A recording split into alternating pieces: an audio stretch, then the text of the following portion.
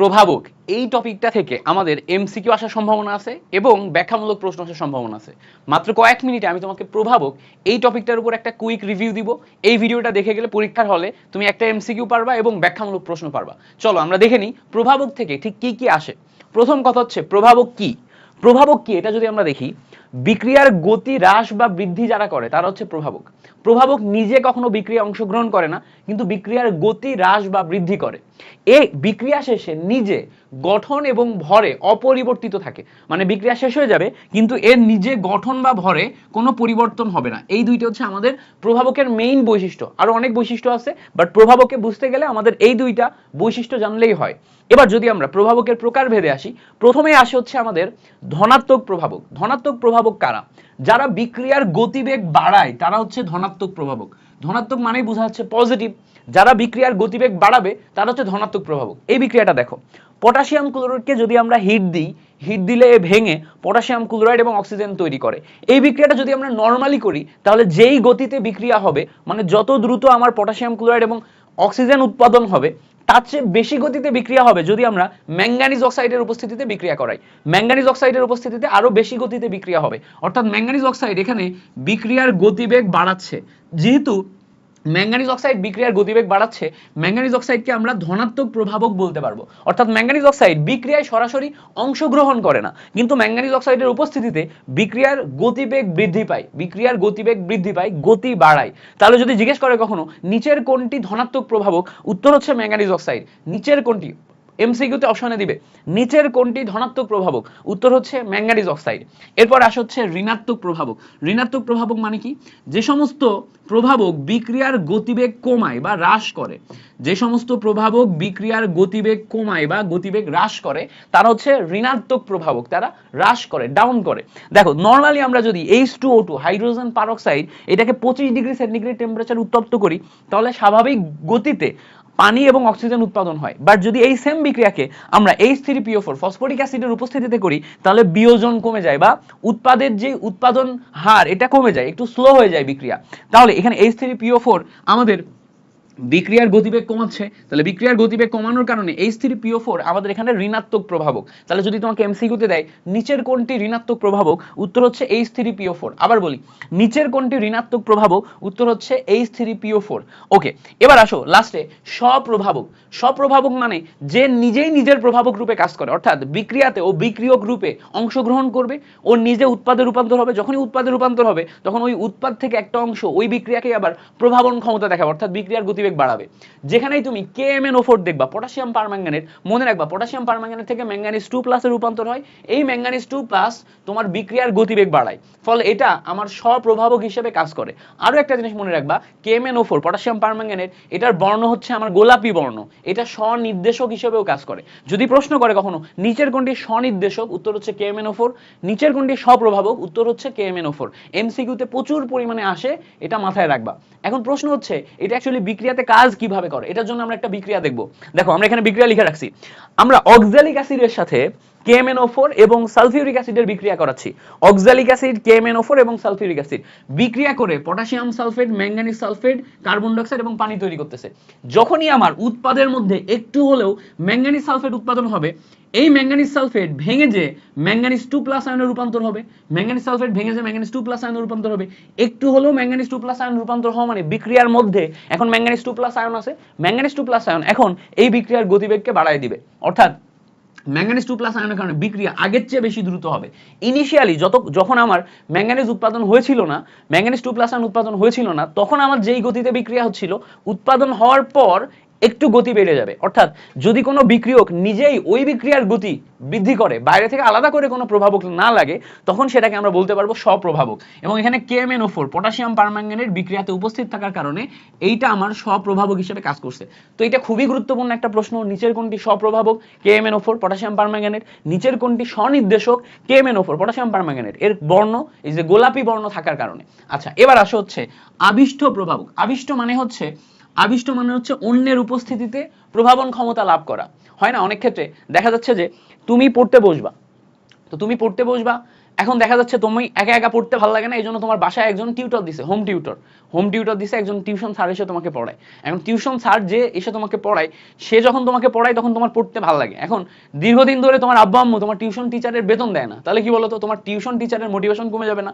সে এসে তোমাকে মোটিভেট কম করবে, তার মানে তোমার পড়া কম হবে। কিন্তু পড়ো কিন্তু তুমি নিজেই, তুমি পড়ো নিজেই, তোমাকে মোটিভেট করে তোমার টিউশন টিচার, তোমার টিউশন টিচারকে মোটিভেট করে তোমার আব্বা আম্মু টাকা দিয়ে। এখন চিন্তা করো, তোমার আব্বা আম্মু টাকা যদি কমাই দেয়, তাহলে তোমার টিউশন টিচার কম মোটিভেট করতেছে, তুমি কম পড়তেছো। তার মানে জিনিসটা হইতেছে ওই তোমার আব্বা আম্মুর টাকা থেকেই কিন্তু টিউশন টিচারের মোটিভেশন, তারপর এটা আসতেছে। দ্যাট মিনস আবিষ্ট হইতেছে না জিনিসটা। এরকম অন্যের উপস্থিতিতে বিক্রিয়া করা। আমি একটা এক্সট্রা উদাহরণ দিলাম, বাট এত উদাহরণ লাগে না। সোজা কথা, আমি যদি তোমাকে বিক্রিয়াতে বলি, সোডিয়াম সালফেট এবং অক্সিজেন বিক্রিয়া করে সোডিয়াম সালফাইড তৈরি করে, সরাসরি বিক্রিয়া হয়। কিন্তু আর্সেনিক সালফাইড অক্সিজেনের সাথে সরাসরি কখনো বিক্রিয়া করে না। কিন্তু যদি আমরা এই আর্সেনিক সালফাইড এটাকে সোডিয়াম সালফাইডের উপস্থিতিতে অক্সিজেন দিয়ে জারণ করাই, তাহলে একা একা সোডিয়াম সালফাইড জারিত না হলেও, যখন আমরা মানে আর্সেনিক সালফাইড একা একা জারিত না হলেও যখন আমরা সোডিয়াম সালফাইডের সাথে জারিত করতেছি, তখন সে জারিত হইতেছে। এই যে আরেকজনের উপস্থিতিতে জারিত হওয়া, এইটার উপস্থিতিতে জারিত হওয়া, সোডিয়াম আর্সেনাইড থেকে সোডিয়াম আর্সেনেট তৈরি হওয়ার সময় এই সোডিয়াম সালফাইডের উপস্থিতিতে জারিত হওয়া, আরেকজনের উপস্থিতিতে জারিত হওয়ার জন্য এটাকে বলা হচ্ছে আবিষ্ট প্রভাবক, মানে অন্যের উপস্থিতিতে প্রভাবিত হওয়া। ঠিক আছে, এই জিনিসটা মাথায় রাখবা। এই বিক্রিয়া থেকে আসে, খুব কম প্রশ্ন আসে। আবিষ্ট প্রভাবক ব্যাখ্যামূলক প্রশ্নে আসতে পারে, যদি ব্যাখ্যামূলক প্রশ্ন খতে আসে 3টা বিক্রিয়া লিখে দিবা, পারবা।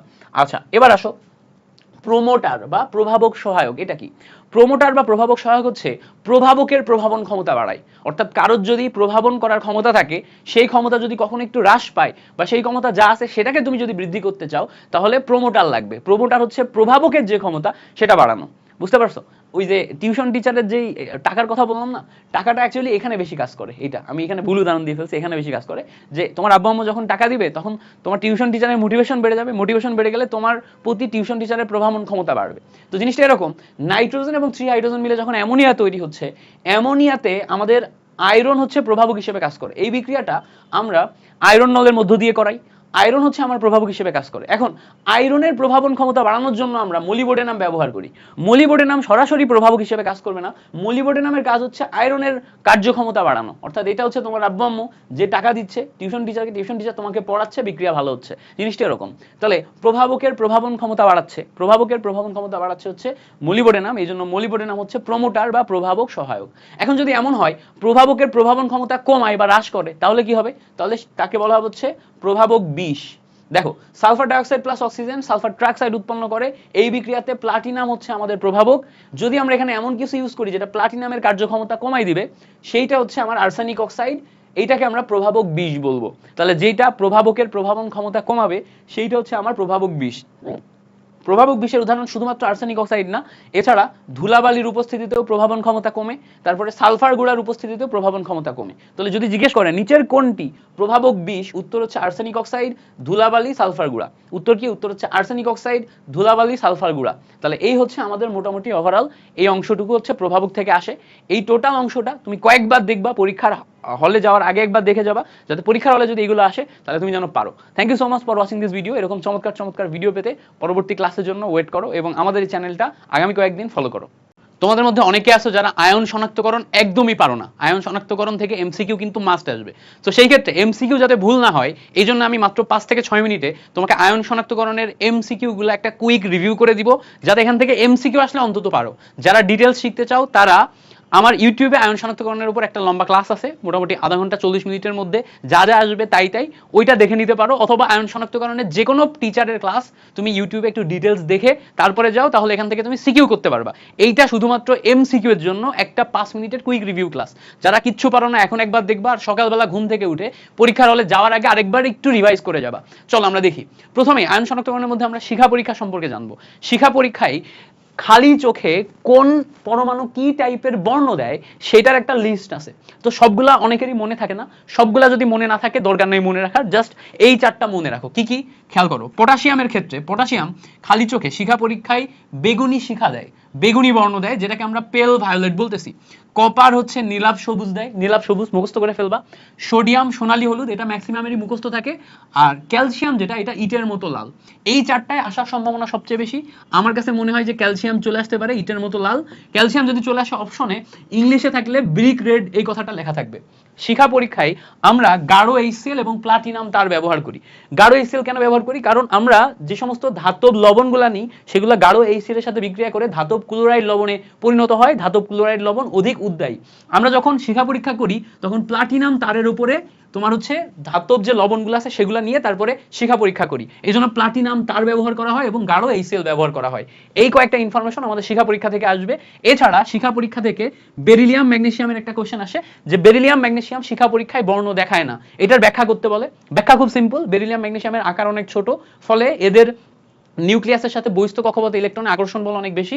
এর এখান থেকে ইলেকট্রনকে অপসারিত করতে বা তোমার বর্ণ দেখানোর জন্য তাপ দিয়ে বের করতে অনেক বেশি পরিমাণ শক্তির প্রয়োজন হয়, যেটা শিখা দিতে পারে না। তো এই জন্য বেরিলিয়াম ম্যাগনেসিয়াম তোমার শিখা পরীক্ষায় বর্ণ দেখায় না। বই থেকে আরেকটু ভালো করে পড়ে নিও। যদি এমসিকিউ আসে, এমসিকিউতে জিজ্ঞেস করবে নিচের কোনটি শিখা পরীক্ষায় বর্ণ দেখায় না, অপশনে যে কোনো একটা থাকবে, বেরিলিয়াম অথবা ম্যাগনেসিয়াম, যেটা থাকবে সেটা দাগাই দিবা। এটা হচ্ছে আমাদের এখান থেকে কুইক রিভিউ। এরপর আসো আয়ন শনাক্তকরণ থেকে যদি এমসিকিউ আসে, সর্বপ্রথম এমসিকিউ আসবে নেগেটিভ এই অংশ থেকে। নেগেটিভ এই অংশ কি আছে? কার্বনেট এবং সালফেট। মাথায় রাখবা কার্বনেট এবং সালফেট এই দুইটা শনাক্তকরণের জন্য আমাদের বিকারক ব্যবহার করা হয় হচ্ছে বেরিয়াম নাইট্রেট। আবার বলি, কার্বনেট এবং সালফেট, সালফেট এবং কার্বনেট এই দুইটা শনাক্তকরণের জন্য আমরা বেরিয়াম নাইট্রেট ব্যবহার করি। বেরিয়াম নাইট্রেট যখন কার্বনেটের সাথে বিক্রিয়া করবে তখন বেরিয়াম কার্বনেট উৎপন্ন হবে। বেরিয়াম যখন সালফেটের সাথে বিক্রিয়া করবে তখন বেরিয়াম সালফেট উৎপন্ন হবে। বেরিয়াম কার্বনেট এবং বেরিয়াম সালফেটের মধ্যে বেরিয়াম কার্বনেট যেটা উৎপন্ন হবে এটা আবার HCl এর সাথে বিক্রিয়া করে বেরিয়াম ক্লোরাইড তৈরি করে, যেটা দ্রবণীয়। তাহলে মনে রাখবা কার্বনেট থেকে যেটা তৈরি হবে সেটা আবার HCl এ দ্রবণীয়, বাট সালফেট থেকে যেটা তৈরি হবে, যেমন ধরো সালফেট থেকে তৈরি করলে আমরা হচ্ছে বেরিয়াম সালফেট থেকে যে অংশটা পাবো সেটা HCl এ অদ্রবণীয় হবে। বেরিয়াম সালফেট তৈরি হবে না, বেরিয়াম সালফেটটা HCl এ অদ্রবণীয় হবে। তাহলে মাথায় রাখবো কার্বনেট থেকে যেটা তৈরি হবে সেটা HCl এ দ্রবণীয়, সালফেট থেকে যেটা তৈরি হবে সেটা HCl এ অদ্রবণীয়। এই অংশটা আমাদের এমসিকিউতে আসবে। কুইক রিভিউ করে দিলাম, আরেকবার বলি, কার্বনেট এবং সালফেট এই দুইটাই আমাদের শনাক্তকরণের সময় বিকারক হিসেবে আমরা বেরিয়াম নাইট্রেট ব্যবহার করি। HCl এর সাথে যে উৎপাদটা তৈরি হবে, কার্বনেট থেকে যে উৎপাদ তৈরি হবে সেটা দ্রবণীয়, সালফেট থেকে যে উৎপাদ তৈরি হবে সেটা অদ্রবণীয়। আচ্ছা, ক্লোরিন শনাক্তকরণের জন্য আমাদের বিকারক হচ্ছে সিলভার নাইট্রেট। আবার বলি, ক্লোরিন শনাক্তকরণের জন্য আমাদের বিকারক কি? বিকারক হচ্ছে সিলভার নাইট্রেট। এটা মাথায় রাখবো। ওকে, গ্রেট। এবার আসো সবচেয়ে গুরুত্বপূর্ণ, যেটা 5 স্টার বলা চাই, সবচেয়ে গুরুত্বপূর্ণ, সবচেয়ে বেশি পরীক্ষায় যেটা আসে সেটা হচ্ছে অ্যামোনিয়াম প্লাস আয়ন শনাক্তকরণ। অ্যামোনিয়াম প্লাস আয়ন বা অ্যামোনিয়াম ক্লোরাইড শনাক্তকরণের জন্য আমরা ব্যবহার করি হচ্ছে নেসলার বিকারক। মনে রাখবো, নেসলার বিকারক। অ্যামোনিয়াম প্লাস আয়ন শনাক্তকরণের জন্য কোনটা ব্যবহার করা হয়? নেসলার বিকারক ব্যবহার করা। জিজ্ঞেস করবে নিচের কোনটি অ্যামোনিয়াম প্লাস আয়ন শনাক্তকরণের জন্য ব্যবহার করা হয়? উত্তর হচ্ছে নেসলার বিকারক। নেসলার বিকারক ব্যবহার করে কোন আয়ন শনাক্তকরণ করা হয়? উত্তর হচ্ছে অ্যামোনিয়াম প্লাস আয়ন বা অ্যামোনিয়াম ক্লোরাইড। ঘুরিয়ে ফিরিয়ে এখান থেকে প্রশ্ন এখানে, এখান থেকে প্রশ্ন এখানে। আবার অনেক ক্ষেত্রে প্রশ্ন করবে যে অ্যামোনিয়াম প্লাস আয়ন শনাক্তকরণ করার জন্য নিচের কোনটি ব্যবহার করা হয়? তখন নেসলার বিকারকের সংকেত দেয়া থাকবে K2HgI4 এর সাথে সোডিয়াম হাইড্রোক্সাইড অথবা পটাশিয়াম হাইড্রোক্সাইড। আবার বলি, K2HgI4 এর সাথে সোডিয়াম হাইড্রোক্সাইড অথবা পটাশিয়াম হাইড্রোক্সাইড যে কোনো একটা যদি থাকে, এইটা হচ্ছে আমাদের নেসলার বিকারকের সংকেত। মনে থাকে জানো, নেসলার বিকারক থেকে সবচেয়ে বেশি প্রশ্ন আসে। এই সাইডে দেখো আরেকটা প্রশ্ন আছে, সোডিয়াম প্লাস আয়ন শনাক্তকরণের জন্য নিচের কোনটি ব্যবহার করা হয়? উত্তর হচ্ছে পটাশিয়াম পাইরো অ্যান্টিমোনেট, K2H2Sb2O7। এরকম প্রশ্ন আসে, নিচের কোনটি পটাশিয়াম পাইরো অ্যান্টিমোনেট? K2H2Sb2O7। আচ্ছা, তাহলে সোডিয়াম প্লাস আয়ন শনাক্তকরণের জন্য পটাশিয়াম পাইরো অ্যান্টিমোনেট ব্যবহার করা হয়। সোডিয়াম প্লাস আয়ন পটাশিয়াম পাইরো অ্যান্টিমোনেটের সাথে বিক্রিয়া করার পর সোডিয়াম পাইরো অ্যান্টিমোনেট তৈরি করে। সোডিয়াম পাইরো অ্যান্টিমোনেটের সংকেত কি হবে তাহলে? Na2H2Sb2O7। এটাকে বলা হবে সোডিয়াম পাইরো অ্যান্টিমোনেট। এটা অংশটা আমরা মাথায় রাখবো। ওকে, গ্রেট। এবার আসো ক্যালসিয়াম 2+ আয়ন যেটা আছে, এটা শনাক্তকরণের জন্য আমাদের কাছে বিকারক দুইটা। একটা হচ্ছে অ্যামোনিয়াম হাইড্রোক্সাইড, অ্যামোনিয়াম হাইড্রোক্সাইড ব্যবহার করে আমরা শনাক্তকরণ করতে পারি। আরেকটা হচ্ছে অ্যামোনিয়াম অক্সালেট। অ্যামোনিয়াম অক্সালেট মানে কি? খেয়াল করো, COONH4 এই আয়ন যদি দুইটা একসাথে থাকে তখন সেটাকে অ্যামোনিয়াম অক্সালেট বলতেছি। এটাকে ভেঙে লিখলে অ্যামোনিয়াম প্লাস আয়ন, আর এদিকে দেখো এই যে অক্সালেট মাইনাস আয়ন, দুইটা একত্রিতভাবে এরকম স্ট্রাকচারে থাকে। তো ক্যালসিয়াম যখন এখানে বিক্রিয়া করবে তখন এই অ্যামোনিয়াম প্লাস আয়নের পরিবর্তে এখানে অক্সালেট ক্যালসিয়াম চলে আসবে। তো দুইটা অ্যামোনিয়া এটা কেটে যে এখানে ক্যালসিয়াম 2+ আয়ন আসে, ক্যালসিয়াম অক্সালেট হয়ে যায়। ঠিক আছে, অ্যামোনিয়াম প্লাস আয়নের পরিবর্তে এটা তখন ক্যালসিয়াম অক্সালেট হয়ে যায়। তাহলে আমরা মনে রাখবো যে ক্যালসিয়াম 2+ আয়ন শনাক্তকরণ করার জন্য আমরা কি ব্যবহার করি? আমরা ব্যবহার করি হচ্ছে অ্যামোনিয়াম অক্সালেট। আচ্ছা, জিঙ্ক 2+ আয়ন শনাক্তকরণের জন্য কি ব্যবহার করি? জিঙ্ক 2+ আয়ন শনাক্তকরণের জন্য আমরা অ্যামোনিয়াম হাইড্রোক্সাইড ব্যবহার করি। আর পটাশিয়াম পাইরো তোমার হচ্ছে যে K4FeCN6 ব্যবহার করি, ঠিক আছে, পটাশিয়াম ফেরোসায়ানাইড K4FeCN6 এটা ব্যবহার করি, তাহলে জিঙ্ক 2+ এর জন্য এটা। এখন তুমি বলবা ভাই এখান থেকে বর্ণ আসে না, বর্ণ আসে, বর্ণ অনেকেরই মনে থাকে না, বর্ণ মনে রাখার জন্য তোমাকে প্রেসারও দিচ্ছি না, জাস্ট এটা মাথায় রাখবা, যারা অবস্থানন্তর নয় তারা সবাই সাদা সাদা বর্ণ দিবে, যারা অবস্থানান্তর নয়, ঠিক আছে, অবস্থানান্তর তো বুঝি, ডি অরবিটালে 1 থেকে 9টা ইলেকট্রন থাকলে সেটা অবস্থানান্তর, আর ডি অরবিটালে যদি 0 বা ডি অরবিটালে যদি 10 থাকে বা ডি অরবিটালে ইলেকট্রনই যদি না থাকে তার হচ্ছে অবস্থানান্তর নয়, এটা হচ্ছে অবস্থানান্তর। তো দেখো জিঙ্ক 2+ আয়ন আমরা জানি যে জিঙ্ক হচ্ছে অবস্থানান্তর ধাতু, অবস্থানান্তর নয়, জিঙ্ক হচ্ছে অবস্থানান্তর নয়, তাহলে জিঙ্ক যে কারোর সাথে বিক্রিয়া দিয়ে সে সাদা বর্ণ দেখাবে, ঠিক আছে। সেম ভাবে ক্যালসিয়াম অবস্থানান্তর নয়, এটাও তোমার সাদা রঙিন বর্ণ দেখাবে না। বাট যদি জিঙ্কের পরিবর্তে আমরা অন্য কিছু নিতাম, যেমন ধরো আমরা হচ্ছে যে আয়রন নিই, আয়রন বা কপার নিই, এগুলো অবস্থানান্তর, কপার অবস্থানান্তর, আয়রন অবস্থানান্তর, এরা সবাই রঙিন দেখাবে। তো এদের বিভিন্ন টাইপের কালার আছে, ওই কালারগুলো তুমি যদি মনে রাখতে পারো তাহলে ভালো, না মনে রাখতে পারলে বাদ দাও, সমস্যা নেই। এবার খেয়াল করো, আয়রন 2+, আয়রন 3+, এগুলো শনাক্তকরণ করার জন্য 4টা বিকারক, ammonium hydroxide K4FeCN6, K3FeCN6, ammonium thiocyanate, প্রত্যেকটা বিক্রিয়া আছে, বাট বিক্রিয়াতে আমরা যাচ্ছি না, মাথায় রাখবা আয়রনের জন্য আমরা 4টা বিকারক ব্যবহার করতে পারি, সবচেয়ে বেশি বিকারক হচ্ছে আয়রনের। কপার 2+ আয়ন শনাক্তকরণ করার জন্য আমরা K4FeCN6 এবং অ্যামোনিয়াম হাইড্রোক্সাইড ব্যবহার করতে পারি। একটা জিনিস খেয়াল করে দেখো তো, প্রত্যেকটা আয়নের ক্ষেত্রে অ্যামোনিয়াম হাইড্রোক্সাইড কমন না, এটার জন্য কমন, এটার জন্য কমন, খেয়াল করো এখানেও আছে, এই জায়গাতেও আছে, এই জায়গাতেও আছে। তো প্রত্যেকটার জন্য যেহেতু অ্যামোনিয়াম হাইড্রোক্সাইড কমন, তার মানে হচ্ছে তোমার যদি এই টাইপের যে আয়নগুলো আছে এগুলাতে যদি তুমি খুঁজে না পাও যে কোনটি আসলে আমার আসল বিকারক শনাক্তকরণের জন্য, না পাইলে অ্যামোনিয়াম হাইড্রোক্সাইড দাগাই দিবা। তো এটাই ছিল মোটামুটি আয়ন শনাক্তকরণ থেকে কুইক রিভিউ, এগুলা জানলেই মোটামুটি যদি সহজ এমসিকিউ আসে তাহলে এখান থেকে তুমি পারবা। আমি চেষ্টা করছি 8 মিনিটের মধ্যে পুরো জিনিসটা তোমাকে বুঝাই দিতে, আশা করি পুরো জিনিসটা তুমি বুঝছো। Thank you so much for watching this video. একজন স্টুডেন্ট কমেন্ট করছে, বামার-রিডবার্গ ইকুয়েশন থেকে ম্যাথ করতে দিলে কখনোই তরঙ্গ দৈর্ঘ্যের ভ্যালু সে ন্যানোমিটারে মিলাইতে পারে না, এবং ন্যানোমিটারে না মিলানোর কারণে সে বর্ণালীর কোন কালার আসতেছে, মানে যখন দৃশ্যমান বর্ণালী হয় তখন কোন কালার আসতেছে এটা আইডেন্টিফাই করতে পারে না। এই প্রবলেমটা শুধুমাত্র তোমরা একা ফেস করতেছো না, আমি যখন স্টুডেন্ট ছিলাম আমিও সেম প্রবলেম ফেস করতাম। আমি এখানে রিডবার্গ ধ্রুবকের মান সেন্টিমিটার বা মিটারে বসাইতাম, পরবর্তী সেন্টিমিটার বা মিটার থেকে ন্যানোমিটারে কনভার্ট করতে যে আর মিলতো না। তো ন্যানোমিটার থেকে কনভার্ট করতে যখন আর মিলতো না তখন দেখা যাচ্ছে যে ফাইনাল অ্যান্সার না মিলার কারণে এখান থেকে আমার প্রায় 2 মার্ক কেটে নিত। এটা একটা সহজ সলিউশন আছে। আমি যখন টিচিং শুরু করছি তখন দেখছি যে অ্যাকচুয়ালি এই জায়গাতে তুমি জাস্ট একটু এক্সট্রা চিন্তা করলেই এটার একদম সিম্পল এবং সহজ সলিউশন বের করা সম্ভব। কিভাবে? যেহেতু আমাদের দৃশ্যমান অঞ্চলের ক্ষেত্রে যে কালারগুলো আছে, বেনি আসহ কলা, প্রত্যেকটাই ন্যানোমিটারে আমরা মনে রাখি, মুখস্থ করি ন্যানোমিটারে। তো আমরা যদি এখানে রিডবার্গ ধ্রুবক যেটা আছে এটার ভ্যালু সেন্টিমিটার কিংবা মিটারে না বসায় সরাসরি ন্যানোমিটারে বসাই, তাহলে আমার অ্যান্সারও ন্যানোমিটারে আসবে। দেখো সেন্টিমিটারে হচ্ছে 109678 পার সেন্টিমিটার, মিটারে হচ্ছে 10967800 পার মিটার। বাট তুমি যখন ন্যানোমিটারে নিয়ে আনবা 1.09678 ইন্টু 10⁻⁻2 ন্যানোমিটার, এটা হবে আমার ন্যানোমিটারের ক্ষেত্রে ভ্যালু। তাহলে ন্যানোমিটারের ক্ষেত্রে ভ্যালু কত হবে? 1.09678 ইন্টু 10⁻², এটা হবে আমার ন্যানোমিটারের ভ্যালু। এই ন্যানোমিটারের ভ্যালুটা তুমি যদি মনে রাখো, এবং যখনই তোমাকে বলছে যে চতুর্থ শক্তি স্তর থেকে দ্বিতীয় শক্তি স্তরে আসছে, চতুর্থ শক্তি স্তর থেকে দ্বিতীয় শক্তি স্তর, তৃতীয় শক্তি স্তর থেকে দ্বিতীয় শক্তি স্তর, পঞ্চম শক্তি স্তর থেকে দ্বিতীয় শক্তি স্তর, এরকম যখন বলবে, উচ্চ শক্তি স্তর এবং নিম্ন শক্তি স্তর বলে দিবে, তখন তুমি বামার-রিডবার্গ ইকুয়েশনে NL এবং NH এর ভ্যালু বা N1 N2 এর ভ্যালু বসাই দিবা। বসানোর পরে এই N1 N2 এগুলো তো কক্ষপথ, এগুলোর উপর ডিপেন্ড করে, একক হবে না, একক হবে তোমার এই রিডবার্গ ধ্রুবকের উপর ডিপেন্ড করে। রিডবার্গ ধ্রুবকের ভ্যালু যখনই তুমি ন্যানোমিটারে বসাবা তখন ফাইনাল অ্যান্সার তোমার ন্যানোমিটারে আসবে। দেখো আমি এখানে ন্যানোমিটারে বসাইছি 1.09678 ইন্টু 10⁻²। তারপরে দেখো 1/2 এর স্কোয়ার, 1/4 এর স্কোয়ার, ক্যালকুলেশন করে প্রথমে 1/λ এর ভ্যালু এটা আসতেছে, পরে দেখো ল্যামডা এর ভ্যালু অটোমেটিক আমার 486 ন্যানোমিটার মিলে যাচ্ছে।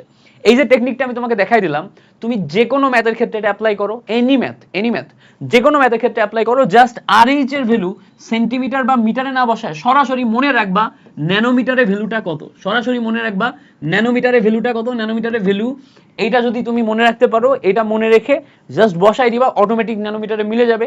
ন্যানোমিটারে যখন তোমার মিলে যাবে, উত্তরটা ন্যানোমিটারে যদি মিলে যায়, তখন তুমি ফাইনালি যদি মানে বেনি আসহ কলার রেঞ্জগুলো তোমার যদি মনে নাও থাকে, তারপরেও এটা মিলে যাওয়ার কারণে তুমি এটা যদি 4 মার্কের কোশ্চেন হয় 3 মার্ক পেয়ে যাবা, 3 মার্কের কোশ্চেন হলে 2 মার্ক পেয়ে যাবা। জাস্ট কালার বলতে না পারার কারণে হয়তো 1 মার্ক কেটে নিবে, বাট অ্যান্সার তো মিলে গেছে। অনেক ক্ষেত্রে তোমরা যেহেতু অ্যান্সারই মিলাইতে পারো না, জাস্ট এই ট্রিকটা অ্যাপ্লাই করো। আশা করি এটা তোমাদের জন্য হেল্পফুল ছিল। Thank you so much for watching this video. পরবর্তী ভিডিওতে আবার দেখা হচ্ছে। ভিনেগার প্রস্তুতির উপর তোমরা একটা কুইক রিভিউ ক্লাস চাচ্ছিলা।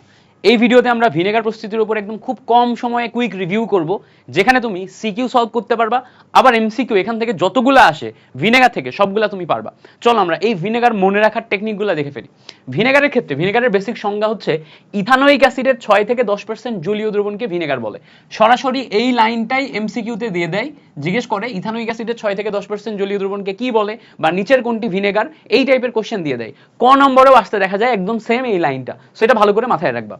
এখন যখন আমরা ইথানোয়িক অ্যাসিডের 6 থেকে 10% জলীয় দ্রবণ তৈরি করতে যাচ্ছি, মানে ভিনেগার তৈরি করতে যাচ্ছি, তখন ভিনেগার তৈরির প্রথমেই আমাদের লাগবে সুক্রোজ বা চিনি। প্রথম ধাপে, একদম প্রথম ধাপে আমাদের লাগবে সুক্রোজ বা চিনি। তো প্রথমে আমরা সুক্রোজ বা চিনির সংকেত লেখা শিখবো, C12H22O11, যেটা হচ্ছে আমাদের চিনির সংকেত।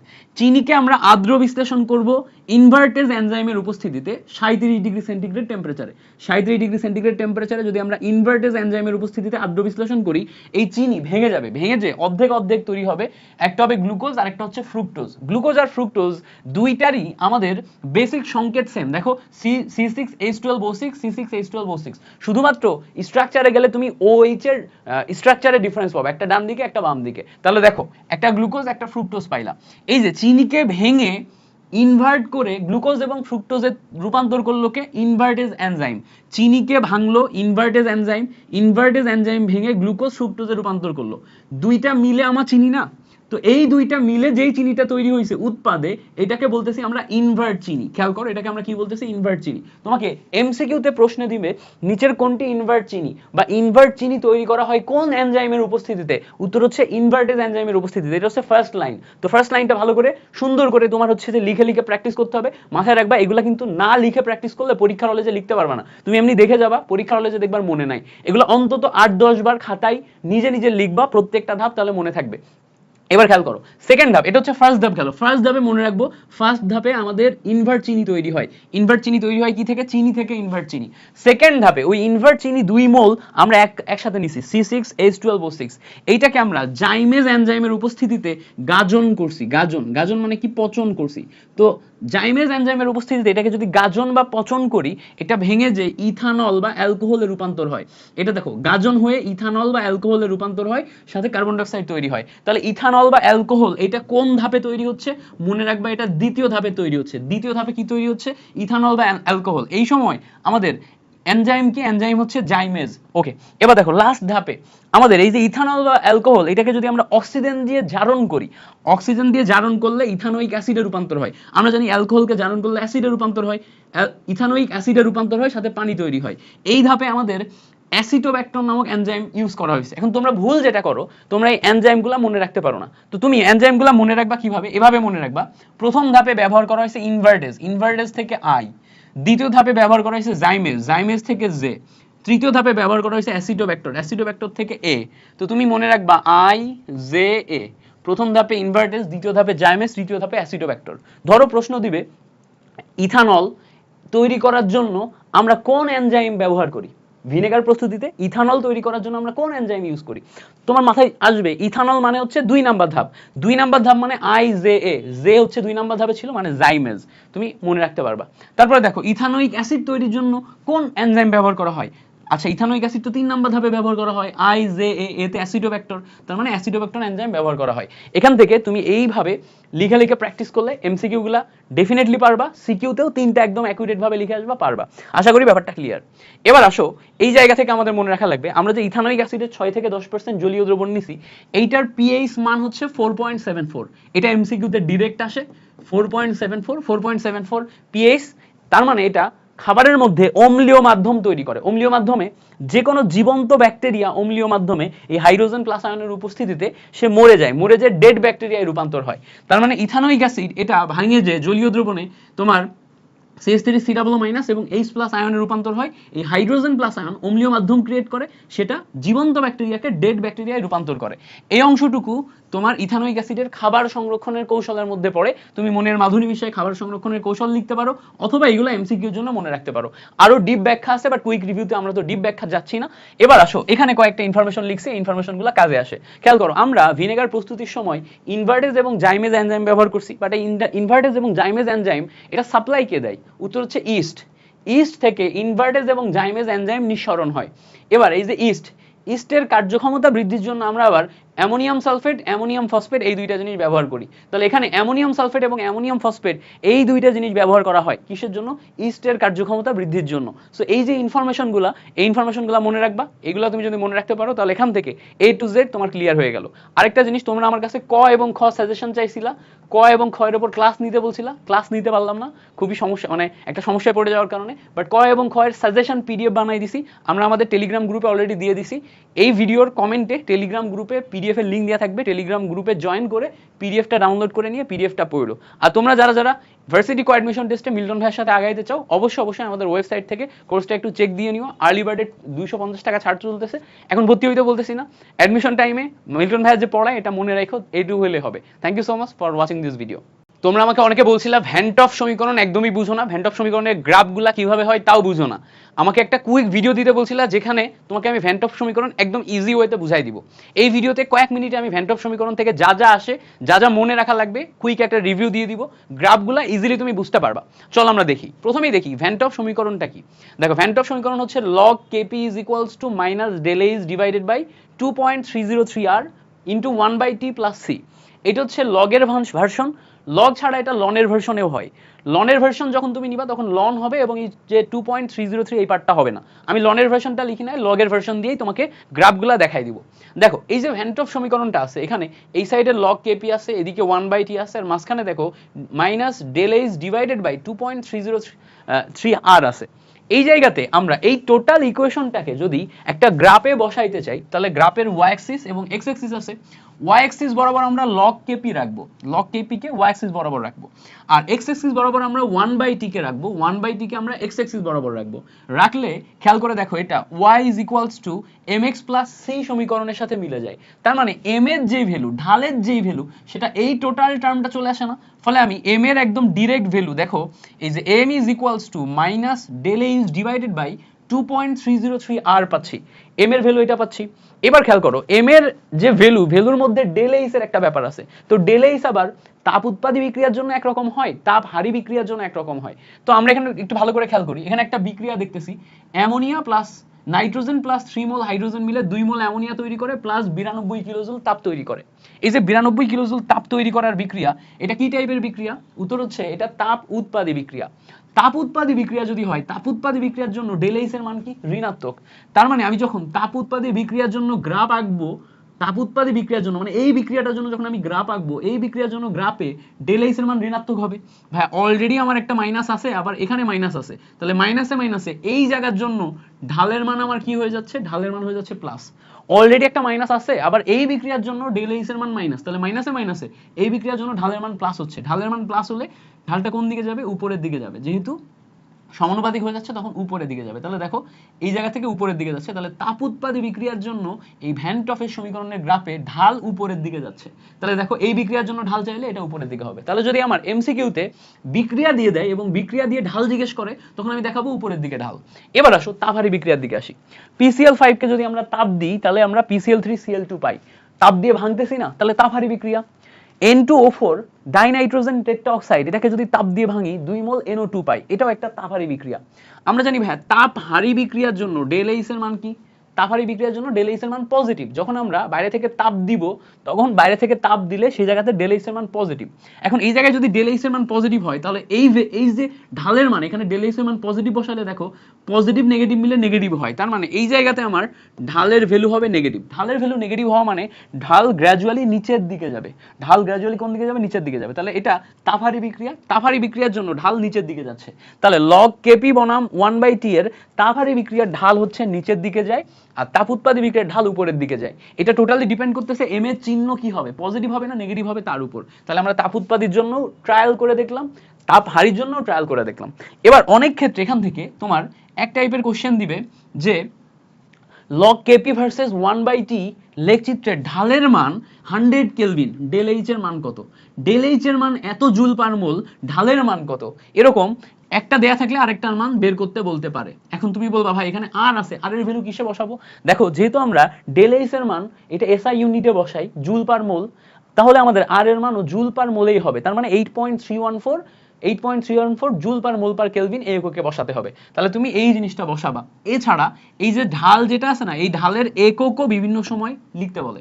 খেয়াল করো, উপরে ডেলএইচ আছে, ডেলএইচ এর মান হচ্ছে জুল পার মোল, নিচে আর আছে, আর এর মান হচ্ছে জুল পার মোল পার কেলভিন। তো জুল পার মোল কেটে যায়, পার কেলভিন উপরে যে কেলভিন আসে, তার মানে ঢালের যে একক সেটা হচ্ছে আমরা কেলভিন পাই। ঢালের একক কি পাই? কেলভিন পাই। তাহলে এটাও আমাদের পরীক্ষায় এমসিকিউতে দিয়ে দিতে পারে। আমাদের ভ্যান টপ সমীকরণ থেকে, গ্রাফ থেকে যা যা লাগবে ইচ অ্যান্ড এভরিথিং আমরা মোটামুটি দেখে ফেলছি। এই জিনিসপত্রগুলো মনে রাখবা, পরীক্ষায় আসলে এগুলাই আসবে ইনশাল্লাহ। এগুলো আসলে তুমি যেন পারো, এই দোয়া করি। ভিডিওটা শেয়ার করে রেখে দিবা যাতে পরীক্ষার হলে ঢোকার আগে আরেকবার একটা কুইক রিভিউ দেখে নিয়ে যাইতে পারো। পরীক্ষার হলে ঢোকার আগে কুইক রিভিউ দেখবা। আর যদি এই সমস্ত শর্ট ট্রিক ভিডিওগুলোর একটা পিডিএফ চাও তাহলে আমাকে একটু কমেন্টে জানাও, ইনশাল্লাহ আমি সবগুলা ট্রিক ভিডিওর একটা পিডিএফ, এই সব স্লাইডগুলোর একটা পিডিএফ তোমাদের দিয়ে দিব। এগুলো পরীক্ষার হলে ঢোকার আগে একটু দেখে যাবে, এগুলো হচ্ছে গুরুত্বপূর্ণ টপিক, এগুলো তোমার প্রচুর কাজে লাগবে। Thank you so much for watching this video. দ্রাব্যতার গুণফল নির্ণয়ের একটা এমসিকিউ কিন্তু আমাদের এইচএসসি পরীক্ষায় মাস্ট আসে। মাত্র 6টা যৌগের দ্রাব্যতার গুণফল নির্ণয় তুমি যদি শিখো তাহলে এই 6টা থেকে একটা এমসিকিউ পাইতে পারো। আবার এই দ্রাব্যতার গুণফল নির্ণয়ের যে টপিকগুলো আছে এই জায়গা থেকে কিন্তু সিকিউ আসে, অর্থাৎ সেম বেসিক ব্যবহার করে তুমি সিকিউ লিখতে পারবা। তো চলো আমরা এই 6টা সবচেয়ে গুরুত্বপূর্ণ দ্রাব্যতার গুণফল নির্ণয়ের বেসিক শিখে নিই এবং এমসিকিউ ট্রিক শিখে নিই। প্রথমে আসো, আমাদের কাছে অ্যালুমিনিয়াম হাইড্রোক্সাইড আছে। অ্যালুমিনিয়াম হাইড্রোক্সাইড যখন বিয়োজিত হয় অ্যালুমিনিয়াম 3+ আয়ন এবং 3 হাইড্রোক্সাইড আয়নে রূপান্তর হয়। যদি আমরা অ্যালুমিনিয়াম হাইড্রোক্সাইডের দ্রাব্যতাকে S ধরি তাহলে এটা আনুপাতিক হারে ভেঙে এখানে S, এখানে 3S তৈরি হয়। যখন তুমি KSP বের করবা তখন দেখো অ্যালুমিনিয়াম 3+ আয়নের যেই দ্রাব্যতা আছে এই দ্রাব্যতা হচ্ছে 1S, এর সামনে যে সংখ্যাটা থাকবে সেটা হচ্ছে পাওয়ারে যাবে। 3S হচ্ছে হাইড্রোক্সিল মাইনাস আয়নের জন্য, 3S এর সামনে যে সংখ্যাটা থাকবে ওইটা হচ্ছে পাওয়ারে যাবে, অর্থাৎ যার মোল ওই মোলটা তার পাওয়ারে যায়। এখন আমরা যদি এটা কাউন্ট করি তাহলে দেখো 1S এর পাওয়ার 1 করলে আমরা এখানে শুধু S পাই, 3S এর পাওয়ার 3 করলে আমরা এখানে 27S কিউব পাই। সব একসাথে কাউন্ট করলে 27S⁴। এটাকে শর্টকাটে এভাবেও লেখা যায়, যেহেতু এটা 1 মোল, 1 এর পাওয়ার 1, ওখানে যেহেতু 3 মোল, 3 এর পাওয়ার 3, S⁴ 1 + 3, এভাবে একসাথে করলেও তুমি 27S⁴ পাবা। এটা হচ্ছে শর্টকাট টেকনিক, অনেকে এভাবে মনে রাখে। তুমি এভাবে ভেঙে ভেঙে করলে কি হবে, তোমার সিকিউর জন্য তুমি এই বেসিকটা ব্যবহার করতে পারবা। আবার এইটা এমসিকিউতেও তুমি শর্ট ট্রিকের মাধ্যমে দ্রুত করে ফেলতে পারবা। আচ্ছা, এইটা আসি Ca3PO4(2), এই যে ক্যালসিয়াম ফসফেট। এখানে ভালো করে খেয়াল করো, ক্যালসিয়াম আছে 3টা, বাট ক্যালসিয়ামের আয়ন কত? +2 না? তো এটা যখন ভাঙবে তখন ক্যালসিয়াম 2+ আয়ন হবে। এবার এই নিচে যে সংখ্যাটা আছে এটাই সামনের মোল হয়ে যায়। ফসফেটের ক্ষেত্রে সংখ্যা কয়টা? 2টা ফসফেট নিবা, এখানকার যে সংখ্যা এটাই হচ্ছে ফসফেটের উপরে নেগেটিভ আয়ন, তাহলে PO4 3- আয়ন হইতেছে। ক্যালসিয়াম ফসফেটের দ্রাব্যতা যদি S হয় এটা আনুপাতিক হারে ভাঙবে, এখানে হবে 3S, এখানে হবে 2S। যখন আমি KSP বের করব 3S এর পাওয়ার 3 হবে, 2S এর পাওয়ার 2 হবে। অর্থাৎ তুমি যদি একসাথে করতে চাও সামনে যে সংখ্যাটা আছে 3 এর পাওয়ার 3, 2 এর পাওয়ার 2, S⁴ 3 + 2, এইটা হচ্ছে শর্টকাট। ক্যালকুলেশন করলে টোটাল মিলে 3 এর পাওয়ার 3 মানে 27 হয়, 2 এর পাওয়ার 2 মানে 4 হয়, টোটাল মিলে ক্যালকুলেশন করলে 108 S⁵ আসে। ক্যালকুলেশন করো 108 S⁵। এটা অত্যন্ত গুরুত্বপূর্ণ। এই টাইপের জিনিসপত্রগুলো খুব আসে। যেমন ধরো এখানে আমরা Ca3PO4(2) পাইছি, এটা এভাবে অ্যালুমিনিয়াম সালফেটের ক্ষেত্রেও আসতে পারে। অ্যালুমিনিয়াম সালফেটের ক্ষেত্রে কিভাবে আসে দেখো, অ্যালুমিনিয়াম সালফেটের ক্ষেত্রে এই যে SO3, তাই না, Al2SO4(3), এটা আসে অ্যালুমিনিয়াম সালফেট Ca3PO4(2), এগুলার ক্ষেত্রে এই সিমিলার টাইপের অ্যান্সার আসে। এগুলো প্রচুর পরিমাণে ফেমাস পরীক্ষায় আসার জন্য। আচ্ছা, এবার আসো Ag2CO3, এইটার ক্ষেত্রে যখন তুমি ভাঙবা খেয়াল করো সিলভার প্লাস আয়নে রূপান্তর হয়। এখানে সিলভার কয়টা? 2টা, তাহলে 2টা সিলভার প্লাস আয়নে রূপান্তর হয়েছে। কার্বনেট একটা আছে, কার্বনেট 2- আয়নে রূপান্তর হয়েছে। যখন আমি দ্রাব্যতা নিচ্ছি S, এটা ভেঙে 2S হচ্ছে, এটা ভেঙে S হচ্ছে। যখন আমি দ্রাব্যতার গুণফল বের করতেছি 2S এর পাওয়ার 2, 1S এর পাওয়ার 1, ক্যালকুলেশন করলে 4S³ আসতেছে। তাহলে এই যে অ্যান্সারগুলো এগুলা কিন্তু আমার এমসিকিউ এর ফাইনাল অ্যান্সার, এমসিকিউ এর অপশনে থাকবে। জিজ্ঞেস করবে এই যৌগের দ্রাব্যতার গুণফল কত। অপশন এ তে বিভিন্ন টাইপের অপশন দেওয়া থাকবে, option A, option B, option C, option D. তোমার কারেক্ট অ্যান্সারটা দেখাতে হবে। আসো আরো গুরুত্বপূর্ণ 3টা একটু দেখে ফেলি। সিলভার ক্লোরাইড খুবই কমন। সিলভার ক্লোরাইড ভেঙে সিলভার প্লাস আয়ন এবং ক্লোরিন মাইনাস আয়নে রূপান্তর হয়। এটা S, এটা S, ক্যালকুলেশন করলে S এর পাওয়ার 1, S এর পাওয়ার 1 সব মিলায় S² আসে। দেখো লেড আয়োডাইড, এটাকে ভাঙলে লেড 2+ আয়ন এবং 2 আয়োডিন মাইনাস আয়ন হয়। এটা যদি S হয় তাহলে এটা হবে S, এটা হবে 2S। ভাঙলে আনুপাতিক হারে ভাঙবে, সামনের মূল সংখ্যা চলে আসবে। ওকে, যখন আমরা KSP বের করব, KSP বের করার সময় দেখো 1S এর পাওয়ার 1, 2S এর পাওয়ার 2, ক্যালকুলেশন করলে 4S³। আচ্ছা, আরেকটা আছে হচ্ছে ফেরিক অক্সাইড, মানে ফেরিক হাইড্রোক্সাইড। ফেরিক হাইড্রোক্সাইডের এখানে দেখো আয়রন 3+ আয়ন হবে, আর হাইড্রক্সিল মাইনাস আয়ন হবে। হাইড্রক্সিল মাইনাস আয়ন কয়টা হবে? দেখো এখানে 3 আছে, 3টা হাইড্রক্সিল মাইনাস আয়ন হবে। যদি এই অংশের দ্রাব্যতা S হয় তাহলে এই অংশের দ্রাব্যতা S, এই অংশের দ্রাব্যতা হবে 3S। KSP বের করলে দেখো 1S এর পাওয়ার 1, 3S এর পাওয়ার 3, ক্যালকুলেশন করলে 27S⁴ আসে। এই যে 6টা আয়ন, এই 6টা আয়ন খুব ভালো মতো, মানে এই যে 6টা যৌগ, এই 6টা যৌগ খুব ভালো মতো প্র্যাকটিস করে রাখবা। এই 6টা যৌগ থেকে ঘুরে ফিরে প্রচুর পরিমাণে প্রশ্ন আসতে দেখা যায়। এই যৌগগুলা থেকে যদি প্রশ্ন আসে তাহলে তোমার জন্য ভুল না হয়, এগুলো প্রচুর পরিমাণে প্র্যাকটিস করবা। আর কোন কোন টপিকের উপরে শর্ট ট্রিক ভিডিও চাও সেগুলো একটু কমেন্টে জানাবা। এই টাইপের ভিডিও যদি আরো বেশি চাও তাহলে কমেন্টে লিখবা ইন্টারেস্টেড, তাহলে আমি পরীক্ষার আগের এই কয়েকদিন তোমাকে সবগুলা টপিকের শর্ট ট্রিকগুলা মুখে মুখে দেখাই দিব, যাতে তুমি পরীক্ষার হলে যে ভুল না করো। Thank you so much for watching this video. মাত্র 5 থেকে 6 মিনিটে আমি তোমাকে হাইড্রোজেন বন্ড একদম A to Z পড়িয়ে দিব, কুইক রিভিউ করে দিব। পরীক্ষার হলে যে তুমি হাইড্রোজেন বন্ড থেকে এগুলাই পাবা, সিকিউতে এগুলো পাবা, এমসিকিউতে এগুলো পাবা। চলো প্রথমে আসি হাইড্রোজেন বন্ডের বেসিকটা দেখে নিই। হাইড্রোজেন বন্ড যখন আসবে তখন সেখানে মাস্ট হাইড্রোজেন থাকবে, এবং হাইড্রোজেনের সাথে ফ্লোরিন, অক্সিজেন, নাইট্রোজেন এই 3টা জিনিস থাকবে। এটার মানে কি? এটার মানে হইতেছে হাইড্রোজেনের সাথে ফ্লোরিন মিলে যৌগ যদি তৈরি হয় সেখানে হাইড্রোজেন বন্ড তৈরি হওয়া সম্ভব। হাইড্রোজেনের সাথে অক্সিজেন মিলে যদি যৌগ তৈরি হয় সেখানে হাইড্রোজেন বন্ড তৈরি হওয়া সম্ভব। হাইড্রোজেনের সাথে নাইট্রোজেন মিলে যদি তোমার যৌগ তৈরি হয় সেখানে তোমার হাইড্রোজেন বন্ড তৈরি হওয়া সম্ভব। দেখো হাইড্রোজেন এবং ফ্লোরিন মিলে হাইড্রোজেন ফ্লোরাইড যৌগ, এই যৌগ হাইড্রোজেন বন্ড তৈরি করতে পারে। হাইড্রোজেন অক্সিজেন মিলে পানি, তারপরে মিথানল, ইথানল, এই টাইপের অ্যালকোহল টাইপের যৌগগুলা হাইড্রোজেন বন্ড তৈরি করতে পারে। হাইড্রোজেন নাইট্রোজেন মিলে অ্যামোনিয়া, তারপরে অ্যামিন, এগুলো হচ্ছে হাইড্রোজেন বন্ড তৈরি করতে পারে। তোমাকে যদি এমসিকিউতে জিজ্ঞেস করে নিচের কোনটি হাইড্রোজেন বন্ড দেখায়, তাহলে সবসময় তুমি কম্বিনেশন খুঁজবা হাইড্রোজেনের সাথে ফ্লোরিন একসাথে আছে কিনা, হাইড্রোজেনের সাথে অক্সিজেন একসাথে আছে কিনা, হাইড্রোজেনের সাথে নাইট্রোজেন একসাথে আছে কিনা, এই যৌগগুলো হাইড্রোজেন বন্ড দেখায়।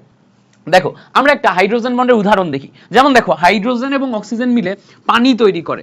এটা দেখো একটা অক্সিজেন আর দুই সাইডে 2টা হাইড্রোজেন মিলে পানি। এখন আমরা জানি পানির অণুতে এই oxygen del minus, hydrogen del plus, এদিকের পানির অণুতে oxygen del minus, hydrogen del plus. এভাবে যদি 2টা আলাদা আলাদা পানির অণু ডেল মাইনাস ডেল প্লাস হয় তাহলে দেখো এই সাইডে ডেল প্লাস আর এই সাইডে ডেল প্লাস পাশাপাশি এসে এই জায়গায় একটা দুর্বল বন্ধন তৈরি করতে পারে, এখানে একটা দুর্বল বন্ধন তৈরি করতে পারে। এই দুর্বল বন্ধনটাই হচ্ছে আমার হাইড্রোজেন বন্ড। তাহলে আমরা হাইড্রোজেন বন্ড কি, হাইড্রোজেন বন্ড কারা কারা দেয় এইটা আমরা বের করে ফেলতে পারলাম। নিচের কারা হাইড্রোজেন বন্ড দেখায়, এই প্রশ্নের উত্তর আমাদের শেখা শেষ। এবার আসো হাইড্রোজেন বন্ডের আবার প্রকারভেদ আছে। হাইড্রোজেন বন্ড 2 প্রকার, একটা হচ্ছে আন্তঃআণবিক হাইড্রোজেন বন্ড আর একটা হচ্ছে অন্তঃআণবিক হাইড্রোজেন বন্ড। প্রশ্ন আসবে নিচের কোনটি অন্তঃআণবিক হাইড্রোজেন বন্ড, নিচের কোনটি আন্তঃআণবিক হাইড্রোজেন বন্ড। আন্তঃআণবিক হাইড্রোজেন বন্ডের উদাহরণগুলো ব্যাখ্যা করতে বলবে, অন্তঃআণবিক হাইড্রোজেন বন্ডের উদাহরণগুলো ব্যাখ্যা করতে বলবে। সবসময় মাথায় রাখবা অন্ত শব্দটা আসছে অন্তর থেকে। অন্তর মানে কি? অন্তর মানে ভিতর, তোমার নিজের অন্তর তোমার নিজের ভিতরে থাকে না। যদি কোনো একটা অণুর নিজের ভিতরেই হাইড্রোজেন বন্ড তৈরি করে, এটার মানে কি? এটার মানে হচ্ছে নিজের ভিতর। তো যদি কোনো একটা অণুর নিজের ভিতরেই হাইড্রোজেন বন্ড তৈরি করে সেটা হচ্ছে অন্তঃআণবিক হাইড্রোজেন বন্ড। যেমন দেখো এটা হচ্ছে অর্থোনাইট্রোফেনল, এই জায়গাতে খেয়াল করো অর্থোনাইট্রোফেনল, তোমার এই ফেনলের উপরে OH আছে আর অর্থ পজিশনে নাইট্রোমূলক আছে। তো অর্থোনাইট্রোফেনলের এই নাইট্রোমূলকের সাথে এই ফেনল মূলকের এখানে অক্সিজেন এবং হাইড্রোজেনের মাঝখানে হাইড্রোজেন বন্ড তৈরি করতেছে। একটা অণুর নিজেদের মধ্যেই যখন হাইড্রোজেন বন্ড তৈরি করে তখন সেটাকে আন্তঃআণবিক হাইড্রোজেন বন্ড বলে। তার মানে অর্থোনাইট্রোফেনল অন্তঃআণবিক হাইড্রোজেন বন্ডের উদাহরণ।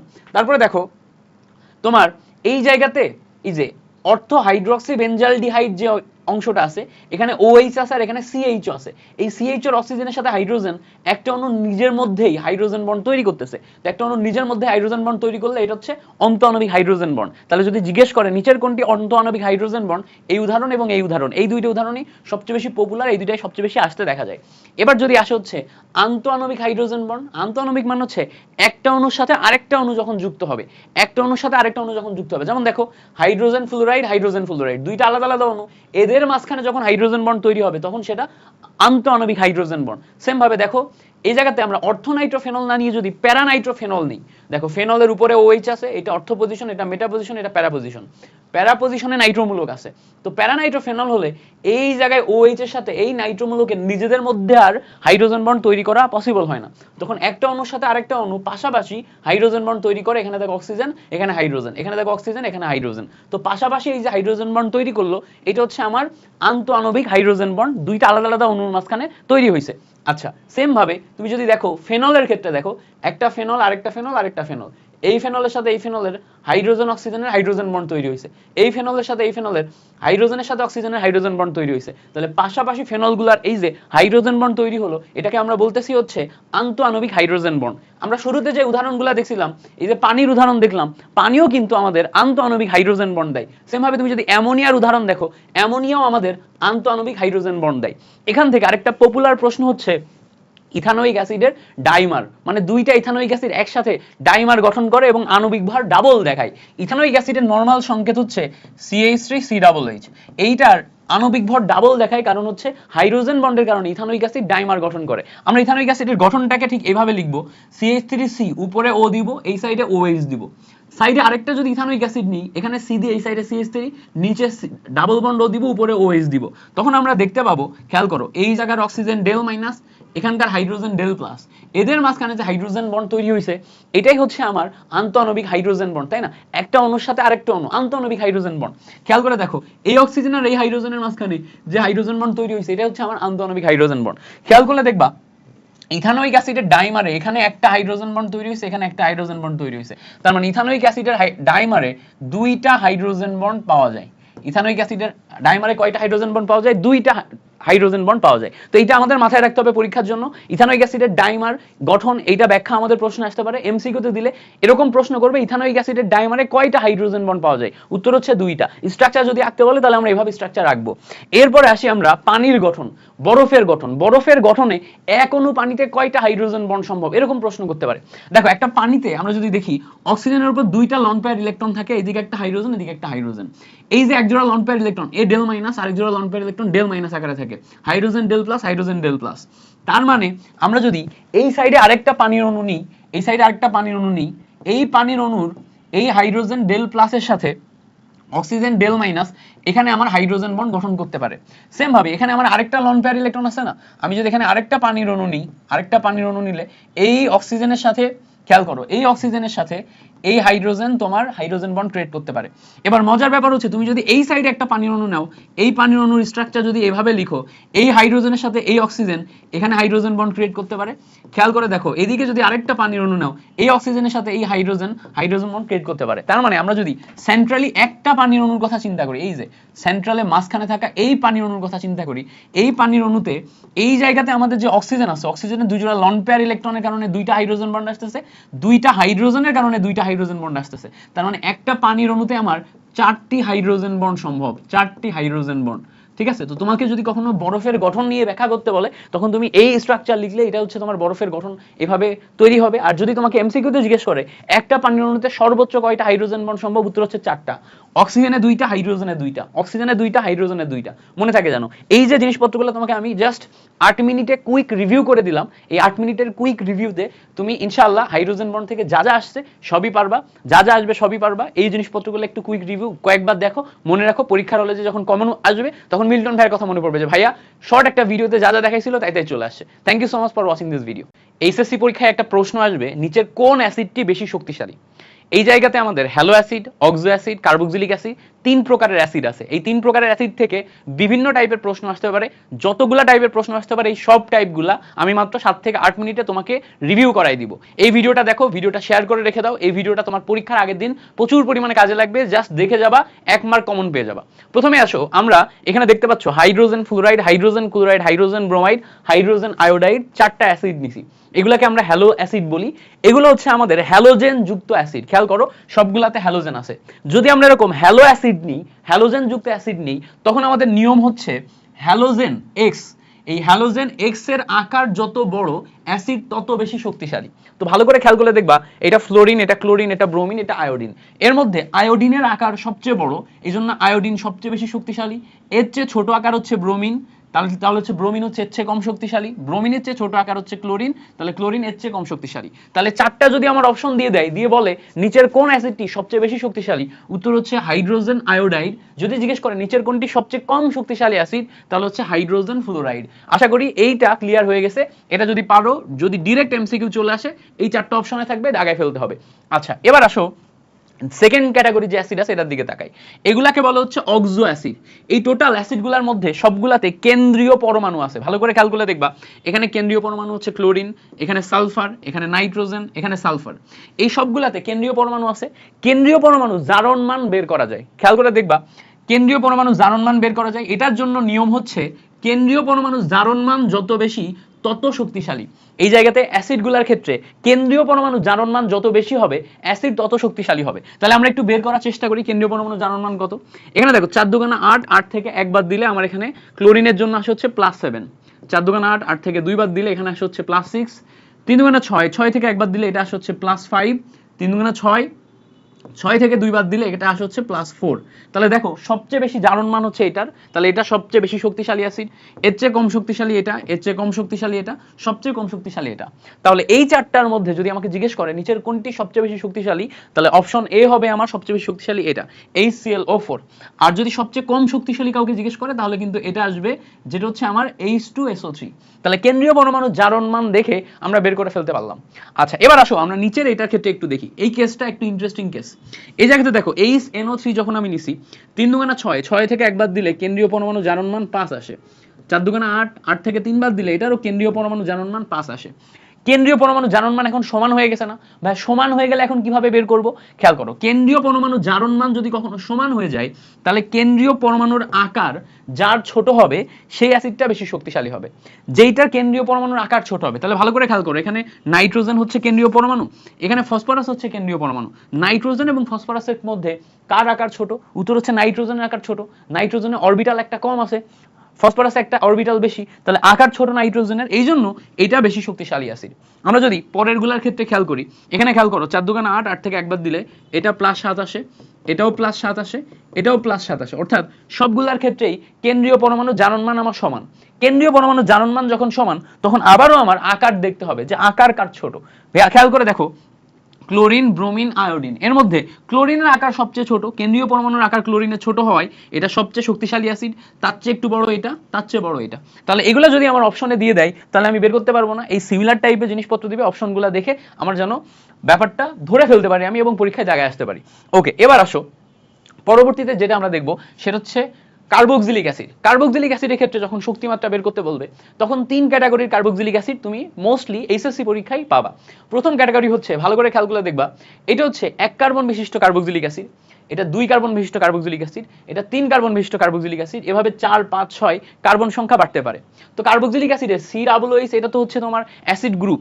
সামনে আমার অ্যালকাইল গ্রুপ আছে না, অ্যালকাইল গ্রুপে আমার শুধু হাইড্রোজেন বসতে পারে, একটা কার্বন বসতে পারে, 2টা কার্বন বসতে পারে, 3টা কার্বন বসতে পারে, এভাবে অ্যালকাইল গ্রুপে কার্বন সংখ্যা বাড়তে পারে। তো অ্যালকাইল গ্রুপ যেটা আছে, ভালো করে খেয়াল করো, এই যে অ্যালকাইল গ্রুপ যেটা আছে এখানে কার্বন যত বেশি হয় অ্যাসিড তত কম শক্তিশালী হয়, অ্যাসিডের শক্তিমাত্রা তত কমে। তাহলে ভালো করে খেয়াল করো, এই জায়গাতে আমার অ্যালকাইল গ্রুপে 2টা কার্বন আছে, শক্তিমাত্রা কমে যাচ্ছে। এখানে অ্যালকাইল গ্রুপে একটা কার্বন আছে, এখানে অ্যালকাইল গ্রুপে কোনো কার্বন নাই। তো অ্যালকাইল গ্রুপে সবচেয়ে কার্বন কম হচ্ছে এইটাতে, 0 কার্বন। তাহলে এটা সবচেয়ে শক্তিশালী অ্যাসিড। এখানে 1 কার্বন, মানে দেখো এখানে 0 কার্বন, এখানে 1 কার্বন, এখানে 2 কার্বন, এভাবে তুমি বাড়াইতে পারবে। অ্যালকাইল গ্রুপে 3 কার্বন, 4 কার্বন। কার্বন সংখ্যা যত বেশি হবে শক্তি তত কমবে। তাহলে এটার চেয়ে শক্তি এটার কম, তাহলে এটার বেশি এটার কম। সেম ভাবে এখানে তুমি আরো বাড়াইতে কমাইতে পারবা। তার মানে এরকম কার্বক্সিলিক অ্যাসিডের ক্ষেত্রে অ্যালকাইল গ্রুপে কার্বন সংখ্যা যত বাড়বে আমাদের অ্যাসিডের শক্তিমাত্রা তত ধাপে ধাপে কম হবে। আশা করি ব্যাপারটা ক্লিয়ার। এবার আসো পরে আসি। এবার দেখো স্পেসিফিক ভাবে এই কার্বক্সিলিক অ্যাসিড গ্রুপগুলোর দিকে খেয়াল করো, সবগুলাই দেখবা ইথানোয়িক অ্যাসিড থেকে তৈরি হওয়া কার্বক্সিলিক অ্যাসিড। ইথানোয়িক অ্যাসিড মানে কি? ইথানোয়িক অ্যাসিড মানে হচ্ছে 2 কার্বন বিশিষ্ট কার্বক্সিলিক অ্যাসিড। তো ইথানোয়িক অ্যাসিডের ভালো করে খেয়াল করলে দেখবা অ্যাসিড গ্রুপের পাশে যে কার্বনটা আছে যেটাকে আমরা আলফা কার্বন বলতেছি, আলফা কার্বনে হাইড্রোজেন আছে। এই হাইড্রোজেনগুলোকে প্রতিস্থাপন করে আমরা এখানে ক্লোরিন বসাতে পারি, ক্লোরিন বসাতে পারি, ক্লোরিন বসাতে পারি। তো আলফা কার্বনের হাইড্রোজেনগুলোকে প্রতিস্থাপন করে যখন আমরা ক্লোরিন বসাবো, ক্লোরিন সংখ্যা যত বাড়বে, খেয়াল করো এই যে X যত বেশি তত শক্তিশালী। অর্থাৎ এই আলফা কার্বনের, এটা কিন্তু স্পেসিফিক একটা ক্যাটাগরির অ্যাসিড, এই আলফা কার্বনের হাইড্রোজেনগুলোকে প্রতিস্থাপন করে আমি ক্লোরিন সংখ্যা যত বাড়াবো আমার অ্যাসিড তত বেশি শক্তিশালী হবে। তাহলে দেখো সবচেয়ে বেশি ক্লোরিন কোথায় আছে? এটাই আছে, তাহলে এটা সবচেয়ে বেশি শক্তিশালী। এখানে দেখো 2টা ক্লোরিন আছে, এটা তার চেয়ে কম। এখানে দেখো একটা ক্লোরিন আছে, এটা তার চেয়ে কম। এখানে দেখো কোনো ক্লোরিন নাই, এটা সবচেয়ে কম শক্তিশালী অ্যাসিড। তাহলে এই চারটার মধ্যে যদি আমার জিজ্ঞেস করে কোনটা সবচেয়ে বেশি শক্তিশালী অ্যাসিড, উত্তর হচ্ছে এটা। যদি জিজ্ঞেস করে কোনটা সবচেয়ে কম শক্তিশালী অ্যাসিড, উত্তর হচ্ছে এটা। ঠিক আছে, তাহলে এইগুলোর মধ্যে আমি কম্পেয়ার করার এই পয়েন্ট পেয়ে গেছি, এই পয়েন্ট ওয়াইজ এটা কম্পেয়ার করব। লাস্টে আসো, লাস্টে দেখো এটা একটা স্পেসিফিক ক্যাটাগরির অ্যাসিড, যেখানে প্রত্যেকটাই আমার ইথানোয়িক অ্যাসিডের এক একটা জাতক। ভালো করে খেয়াল করলে দেখবা আলফা কার্বনে হাইড্রোজেন একটা অপসারণ করে সেখানে একটা করে হ্যালোজেন বসাইছি, বাট হ্যালোজেনগুলো সেম না, ডিফারেন্ট ডিফারেন্ট হ্যালোজেন। দেখো একটা ফ্লোরিন, একটা ক্লোরিন, একটা ব্রোমিন, একটা আয়োডিন। যখন এরকম ইথানোয়িক অ্যাসিডের ওই আলফা কার্বনের একটা হাইড্রোজেনকে আমরা প্রতিস্থাপন করে ডিফারেন্ট ডিফারেন্ট হ্যালোজেন বসাবো, তখন ফ্লোরিন, ক্লোরিন, ব্রোমিন, আয়োডিন এগুলোর ক্ষেত্রে হ্যালোজেনের তড়িৎ ঋণাত্মকতা যত বেশি, অ্যাসিড তত বেশি শক্তিশালী হবে। তো খেয়াল করো, এই ফ্লোরিন, এই ক্লোরিন, ফ্লোরিন আর ক্লোরিনের মধ্যে তড়িৎ ঋণাত্মকতা কার বেশি? ফ্লোরিনের বেশি। এই জন্য ফ্লোরিন তুলনামূলক বেশি শক্তিশালী হবে, ফ্লোরিন যুক্ত কার্বক্সিলিক অ্যাসিডটা। আচ্ছা, ক্লোরিন আর ব্রোমিনের মধ্যে ক্লোরিনের শক্তিমাত্রা বেশি, এই জন্য এই কার্বক্সিলিক অ্যাসিডটা বেশি শক্তিশালী। ব্রোমিন আর আয়োডিনের মধ্যে ব্রোমিনের বেশি, এই জন্য ব্রোমিনটা বেশি শক্তিশালী অ্যাসিড। তো এইগুলো হচ্ছে আমাদের শক্তিমাত্রার ক্রম।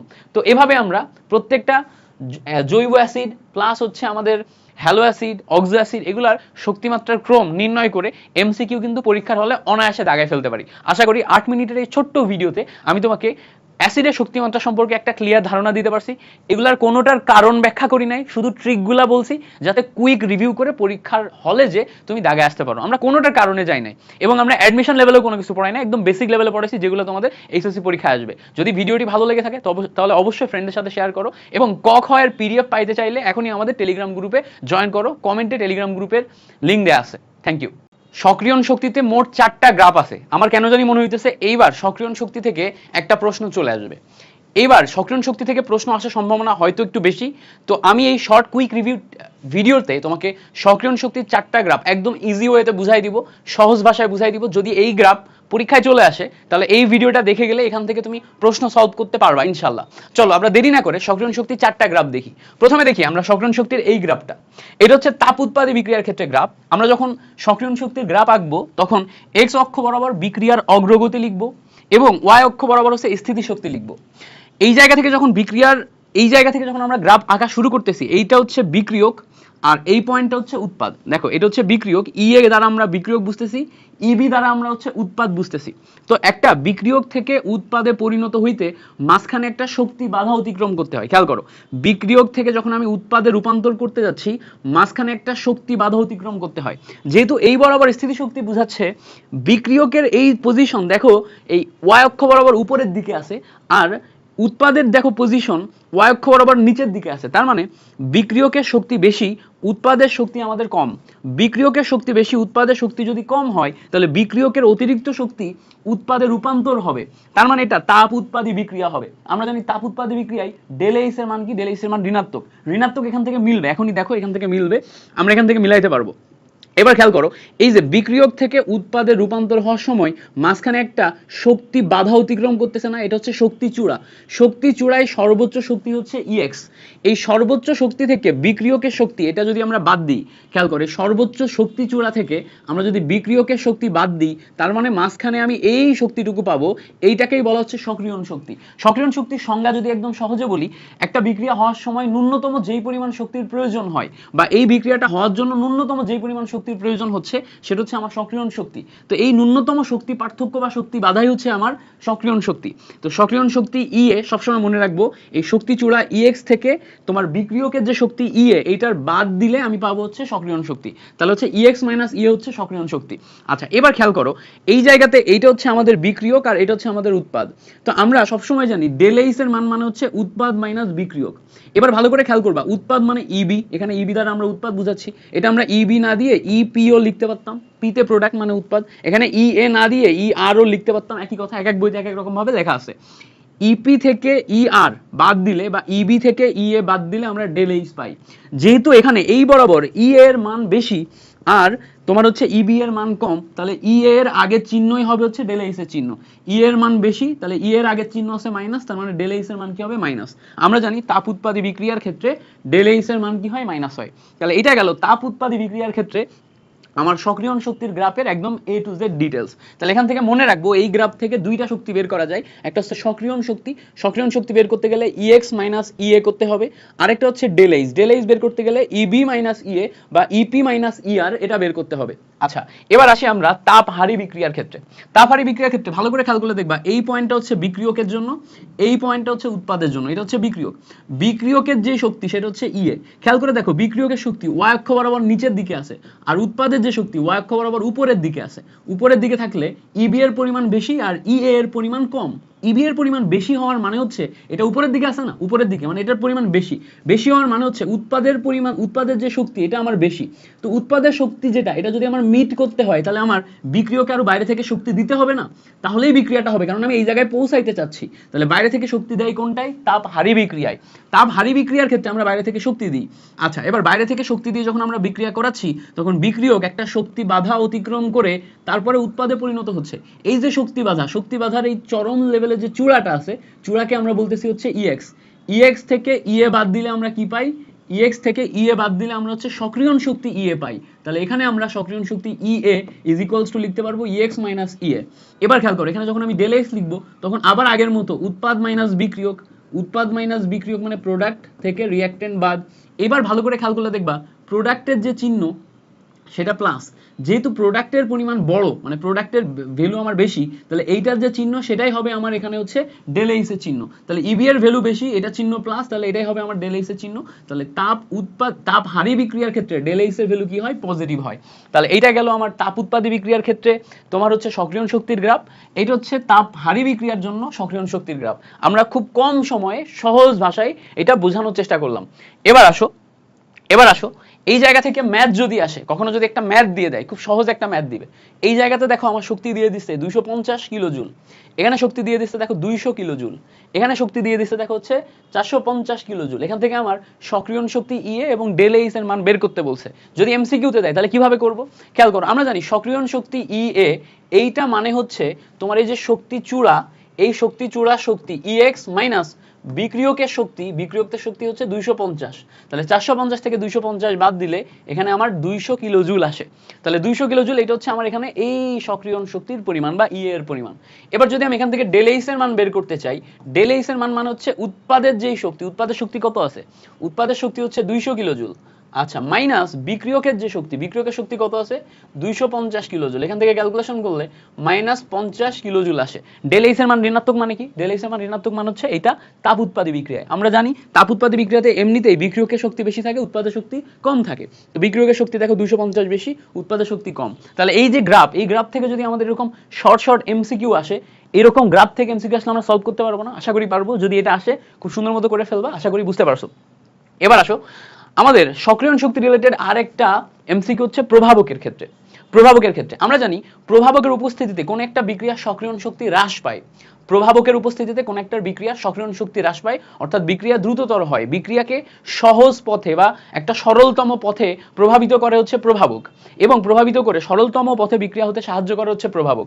তো নরমালি যদি আমরা প্রভাবক ছাড়া একটা বিক্রিয়া করি তাহলে বিক্রিয়ক যখন উৎপাদে পরিণত হয় তখন অতিরিক্ত পরিমাণ সক্রিয়ণ শক্তি EA প্রাইম নিয়ে তারপরে উৎপাদে রূপান্তর হয়। বাট যখন আমরা প্রভাবক সহ বিক্রিয়া করি, প্রভাবক এটাকে একটা সরল পথে কম পরিমাণ সক্রিয়ণ শক্তি EA দিয়ে বিক্রিয়া করায়। তাহলে দেখো EA প্রাইমের ভ্যালু EA এর চেয়ে বেশি। তাহলে এটা হচ্ছে প্রভাবক ছাড়া আর এটা হচ্ছে প্রভাবক সহ। এই গ্রাফটা আমরা সুন্দর মতো দেখে রাখবো। এই চারটা গ্রাফ থেকে যদি প্রশ্ন আসে, এই বেসিকটা তুমি যদি বুঝো, এখান থেকে যেই টাইপেরই ব্যাখ্যা চাক না কেন তুমি পারবা। আশা করি মাত্র 8 মিনিটের মধ্যে আমি তোমাকে সক্রিয়ণ শক্তির এই চারটা গ্রাফ সুন্দর মতো বুঝিয়ে দিতে পারছি। যদি কোনো রকম কনফিউশন থাকে তাহলে অবশ্যই বই একবার একটু রিডিং দিবা। আমি একদম সহজ ভাষায় সরলভাবে একবার বলে এই জিনিসটা তোমাকে বোঝানোর চেষ্টা করছি। Thank you so much for watching this video. এই টাইপের আরো ভিডিও যদি তোমার লাগে তাহলে অবশ্যই কমেন্টে লিখবা ভাইয়া ইন্টারেস্টেড আরো ভিডিও দেন। Thank you. আসসালামু আলাইকুম। তোমরা সবাই আমাকে তাপ রসায়নের উপর একটা কুইক রিভিউ ক্লাস দিতে বলতেছিলা, যেখানে তাপ রসায়ন থেকে যা যা আসে সব যেন আমি তোমাকে কম সময়ের মধ্যে বোঝায় দিই এবং শেখায় দিই। তো তাপ রসায়নের এমসিকিউ আসার চান্স এবার অনেক বেশি। এখান থেকে এমসিকিউ যা যা আসতে পারে ইচ অ্যান্ড এভরিথিং আমি তোমাকে সব দেখাই দিব, সব আগে থেকে লিখে রাখছি, যাতে হচ্ছে তোমাকে আমি কম সময়ের মধ্যে পড়াই দিতে পারি। ন্যাচারালি তাপ রসায়ন পড়াইতে আমাদের 1 ঘন্টা মতো সময় লাগে, বাট পরীক্ষা ঠিক লাস্ট মোমেন্টে তোমার তো 1 ঘন্টা সময় থাকার কথা না। তো আমি চেষ্টা করবো 20 থেকে 25 মিনিটের মধ্যে পুরো জিনিসটা তোমাকে যেন আমি রিভিউ করে দিতে পারি। এবং এখান থেকে যে কয়টা ম্যাথ আসে ম্যাথগুলা করার সিস্টেম দেখাই দিব, সূত্রগুলো রিভিউ করে দিব যাতে তুমি কালকে পরীক্ষার হলে যে পারো। ওকে, সো এই জিনিসপত্রগুলো দেখাই দিব। তবে একটা ওয়ার্নিং দিয়ে দিই, তুমি যখন এই ক্লাসটা করবা ডেফিনেটলি 20 মিনিট যদি ক্লাস যায় তুমি আর আধা ঘন্টা সময় নিজে একা একা প্র্যাকটিস করে যাবা। একা একা প্র্যাকটিস না করলে, লিখে লিখে প্র্যাকটিস না করলে কালকে পরীক্ষার হলে যে তুমি কিন্তু পারবা না। পরীক্ষার হলে পারতে গেলে ডেফিনেটলি তোমাকে লিখে লিখে প্র্যাকটিস করা লাগবে। তো চলো আমরা দেরি না করে শুরু করি। প্রথমে আসো আমরা এখানে বিক্রিয়া তাপ দিয়ে শুরু করব। বিক্রিয়া তাপ দিয়ে শুরু করব। বিক্রিয়া তাপ কি? বিক্রিয়া তাপ হইতেছে যে যখনই আমরা কোনো একটা বিক্রিয়ার সমতাযুক্ত সমীকরণ নিব, ধরো যে কোনো একটা বিক্রিয়া, যেমন ধরো এই যে নাইট্রোজেন প্লাস 3 হাইড্রোজেন মিলে 2 মোল অ্যামোনিয়া তৈরি করতেছে। তো নাইট্রোজেন এবং 3 হাইড্রোজেন মিলে 2 মোল অ্যামোনিয়া তৈরি করতেছে, এটা কিন্তু একটা নরমাল বিক্রিয়া না, এটা কিন্তু একটা সমতাকৃত বিক্রিয়া। সমতাকৃত বিক্রিয়া মানে এই বিক্রিয়াটা আমরা মোল ডান সাইড বাম সাইডে সমান করে ফেলছি। তো একটা সমতাকৃত বিক্রিয়ার সমীকরণ যখন আমরা নিচ্ছি, এই বিক্রিয়াটা সম্পূর্ণ হতে যেই পরিমাণ তাপ উৎপাদন হয় বা শোষণ হয়, বা তাপের যেই পরিমাণ পরিবর্তন হয়, বা এনথালপির যেই পরিমাণ পরিবর্তন হয়, যে কোনোটা বলতে পারো তুমি, উৎপাদিত তাপ বা শোষিত তাপ, তাপের পরিবর্তন, এনথালপির পরিবর্তন, যে কোনো একটা কথা বলতে পারো। সমতাকৃত সমীকরণে তোমার একটা সম্পূর্ণ বিক্রিয়া হতে তাপের পরিবর্তন বা এনথালপির পরিবর্তনই হচ্ছে আমার বিক্রিয়া তাপ। তো যখনই আমরা কোন একটা বিক্রিয়াতে বিক্রিয়া তাপ লিখতে চাই, বিক্রিয়া তাপ del H is equals to উৎপাদের গঠন তাপ মাইনাস বিক্রিয়কের গঠন তাপ। এই ফর্মুলাটা প্রচুর পরিমাণে কাজে লাগবে। তুমি যত ম্যাথ করতে যাবা এই জায়গা থেকে, তাপ রসায়ন থেকে যে ম্যাথগুলো আছে ম্যাক্সিমাম 90% ম্যাথের বেসিক হচ্ছে এটা, যে বিক্রিয়া তাপ ইজ ইকুয়ালস টু বা del H is equals to উৎপাদের গঠন তাপ মাইনাস বিক্রিয়কের গঠন তাপ। ম্যাক্সিমাম সব গঠন তাপ দিয়েই আসবে। তো উৎপাদের গঠন তাপ থেকে বিক্রিয়কের গঠন তাপ বাদ দিলে তুমি ডেল এইচ এর ভ্যালু পাবা। এছাড়া এমসিকিউতে একটা ইনফরমেশন প্রচুর পরিমাণে আসতে দেখা যায়, সেটা হচ্ছে del H is equals to del E plus PDV. PDV না, এটা হচ্ছে ডেল ভি লেখে, পি ডেল ভি এভাবে লেখে। তো স্থির চাপে এটা হচ্ছে তোমার বিক্রিয়া তাপের সমীকরণ। স্থির চাপে বিক্রিয়া তাপের সমীকরণ হচ্ছে এটা। যদি আমরা স্থির আয়তনে এই সমীকরণটা দেখি, স্থির আয়তনে মানে হচ্ছে ডেল ভি এর ভ্যালু 0 চলে আসে। যখনই তোমার বলবে স্থির আয়তনের সমীকরণটা কি হবে, স্থির আয়তনের সমীকরণ হবে স্থির আয়তনে ডেল ভি এর ভ্যালু 0। ডেল ভি এর ভ্যালু 0 হলে এই টোটাল রাশিটা 0 চলে আসে, তখন হচ্ছে del H is equals to del E আসে। ঠিক আছে, এটা মাথায় রাখবে, এটা অনেক সময় এমসিকিউতে আসে। তোমাকে জিজ্ঞেস করবে যে স্থির আয়তনে নিচের কোনটি সঠিক, স্থির আয়তনে নিচের কোনটি সঠিক। যখন স্থির আয়তন কথা বলবে তখন ডেল ভি এর ভ্যালু 0, ডেল ভি এর ভ্যালু 0 হলে del H is equals to del E. এটা আমাদের মাথায় রাখতে হবে, এটা এমসিকিউতে আসে। ঠিক আছে, এই ইনফরমেশনটা এমসিকিউতে আসবে। আচ্ছা, তাহলে আমরা বিক্রিয়া তাপ সম্পর্কে জানতে পারলাম, বিক্রিয়া তাপের সমীকরণ সম্পর্কে জানতে পারলাম, উৎপাদের গঠন তাপ মাইনাস বিক্রিয়কের গঠন তাপ এটা বুঝতে পারলাম। এবার আসবো আমরা গঠন তাপে। আসলে গঠন তাপ জিনিসটা কি খেয়াল করো। গঠন তাপ যখনই আমি বুঝতে যাচ্ছি, বলা হচ্ছে প্রমাণ অবস্থায় অবস্থা প্রমাণ আছে, এক মোল যৌগ গঠনকালে এনথালপির পরিবর্তন, মানে যখনই আমি প্রমাণ অবস্থা নিব, মানে অবস্থার পরিবর্তন হবে না, মানে স্থির তাপমাত্রা ও চাপ, এটা হচ্ছে প্রমাণ অবস্থা। তো প্রমাণ অবস্থায় আমার এক মোল যৌগ গঠন করতে যেই পরিমাণ তাপের পরিবর্তন হবে, মানে তাপ শোষণ অথবা তাপ উৎপাদন হবে, সেটাই হচ্ছে আমার গঠন তাপ। যেমন ধরো কার্বন প্লাস অক্সিজেন দুইটা মিলে 1 মোল কার্বন ডাইঅক্সাইড তৈরি হয়েছে। এই 1 মোল কার্বন ডাইঅক্সাইড তৈরি করতে তাপের যে পরিবর্তন হচ্ছে সেটা হচ্ছে কার্বন ডাইঅক্সাইডের গঠন তাপ। তো দেখো 1 মোল কার্বন ডাইঅক্সাইড তৈরির সময় আমার 393.5 কিলোজুল তাপ উৎপাদন হচ্ছে। তাহলে এখানে ডেল এইচ এর মান 393.5 হবে।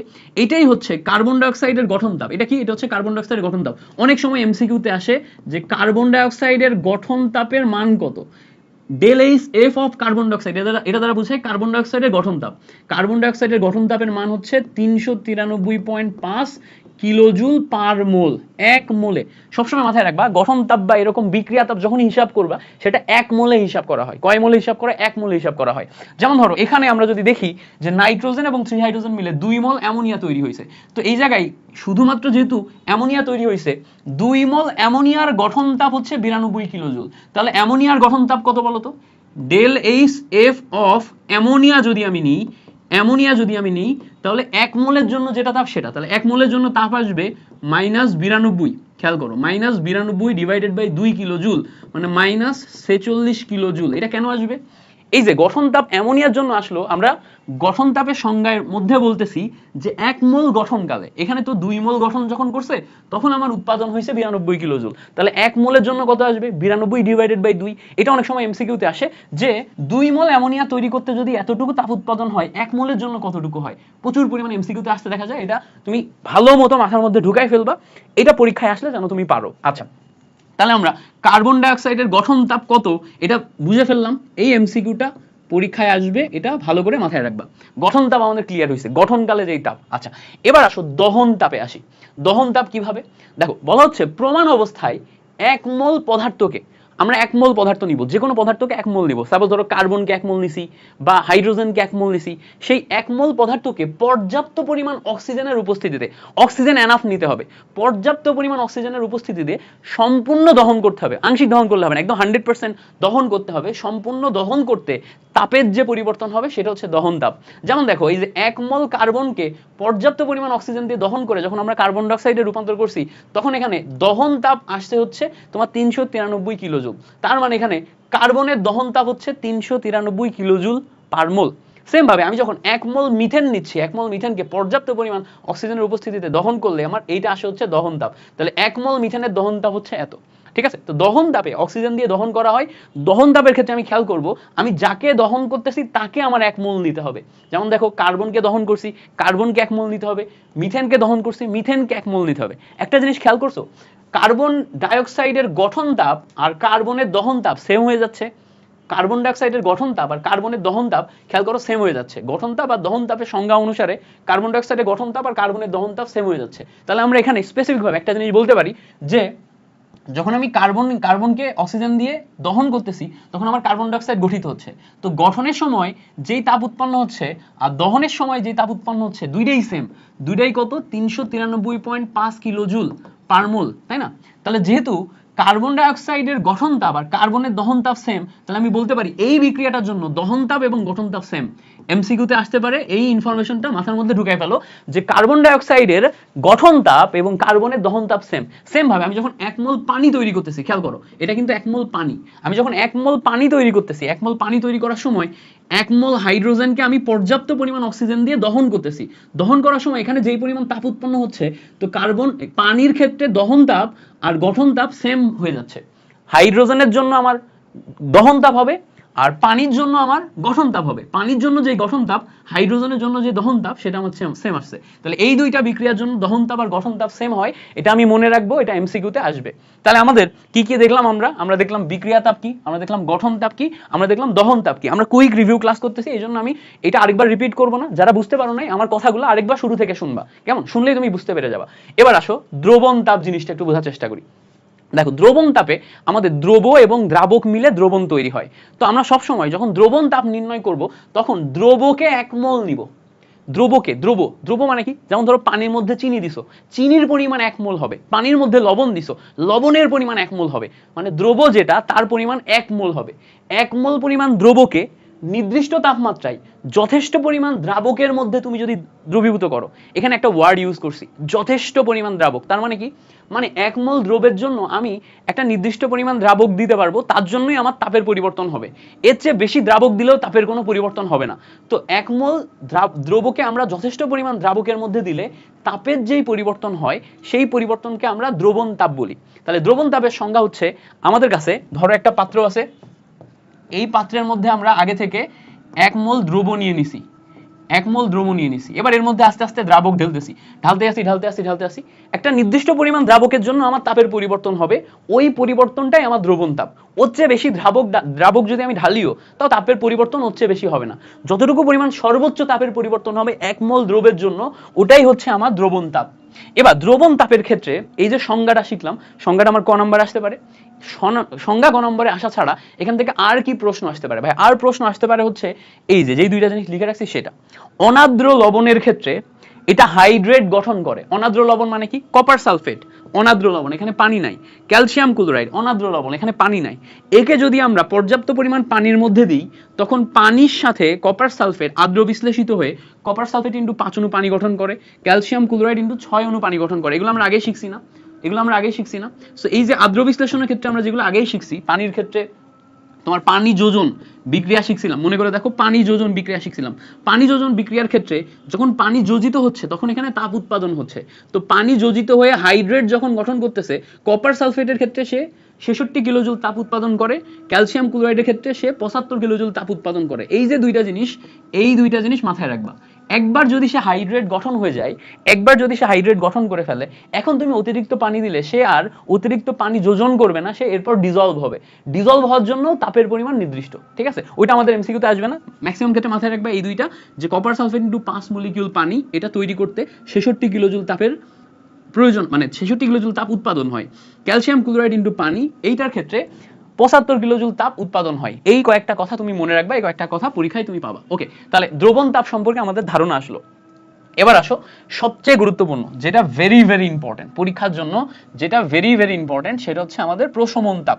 প্রশমন তাপ, আচ্ছা এই ক্লাসের পিডিএফ যদি লাগে তোমার, তাহলে কমেন্ট করবা ভাইয়া পিডিএফ লাগবে, আমি ট্রাই করব পিডিএফটা তোমাকে দিয়ে দিতে। কারণ হচ্ছে তোমরা যারা যারা কমেন্ট করবা, কমেন্টের রিপ্লাই আমি পিডিএফ এর লিংক দিতে বলবো আমার টিমকে, যাতে তোমরা এই পিডিএফটা দেখে কুইক রিভিউ করে ফেলতে পারো। ওকে, চলো প্রশমন তাপ কি বলা হচ্ছে। প্রশমন তাপে বলা হয় 25 ডিগ্রি সেন্টিগ্রেড তাপমাত্রায় তুমি অ্যাসিড এবং ক্ষারের বিক্রিয়া করাবা। 25 ডিগ্রি সেন্টিগ্রেড তাপমাত্রায় যখন তুমি অ্যাসিড এবং ক্ষারের বিক্রিয়া করাবা, অ্যাসিড ক্ষারের বিক্রিয়ায় 1 মোল পানি তৈরি করবে। কয় মোল? 1 মোল পানি। 1 মোল পানি তৈরি করতে তাপের যে পরিবর্তন হবে, আবার বলি 1 মোল পানি তৈরি করতে তাপের যে পরিবর্তন হবে তাকেই আমরা বলবো হচ্ছে প্রশমন তাপ। খেয়াল করো, 1 মোল পানি তৈরি করতে তাপের যে পরিবর্তন তাকে আমরা বলবো হচ্ছে প্রশমন তাপ। তাহলে এখানে কয় মোল পানি তৈরি হচ্ছে? 1 মোল পানি তৈরি হচ্ছে। 1 মোল পানি তৈরি করতে তাপের পরিবর্তনকে আমরা প্রশমন তাপ বলতেছি। এবার প্রশমন তাপের ক্ষেত্রে যেমন ধরো সবল অ্যাসিড এবং সবল ক্ষার, সবল অ্যাসিড এবং সবল ক্ষারের বিক্রিয়ায় আমরা লবণ এবং পানি পাবো। লবণ এবং পানি তৈরির সময় যদি আমাদের 1 মোল পানি তৈরি হয়, 1 মোল পানির জন্য প্রশমন তাপ সবসময় ফিক্স। আবার বলি, সবল অ্যাসিড এবং সবল ক্ষারের যখন বিক্রিয়া করাবা তুমি, তখন 1 মোল পানি তৈরির জন্য প্রশমন তাপ সবসময় ফিক্স, কনস্ট্যান্ট একটা ভ্যালু। ভ্যালুটা কত?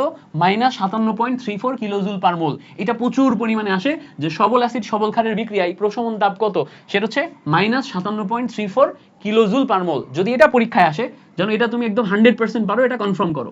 আচ্ছা, যেমন ধরো উদাহরণ দেখো, সোডিয়াম হাইড্রোক্সাইড সবল অ্যাসিড 100% আয়নিত হয়। হাইড্রোক্লোরিক অ্যাসিড সবল অ্যাসিড, সোডিয়াম হাইড্রোক্সাইড সবল ক্ষার 100% বিয়োজিত মানে আয়নিত হয়।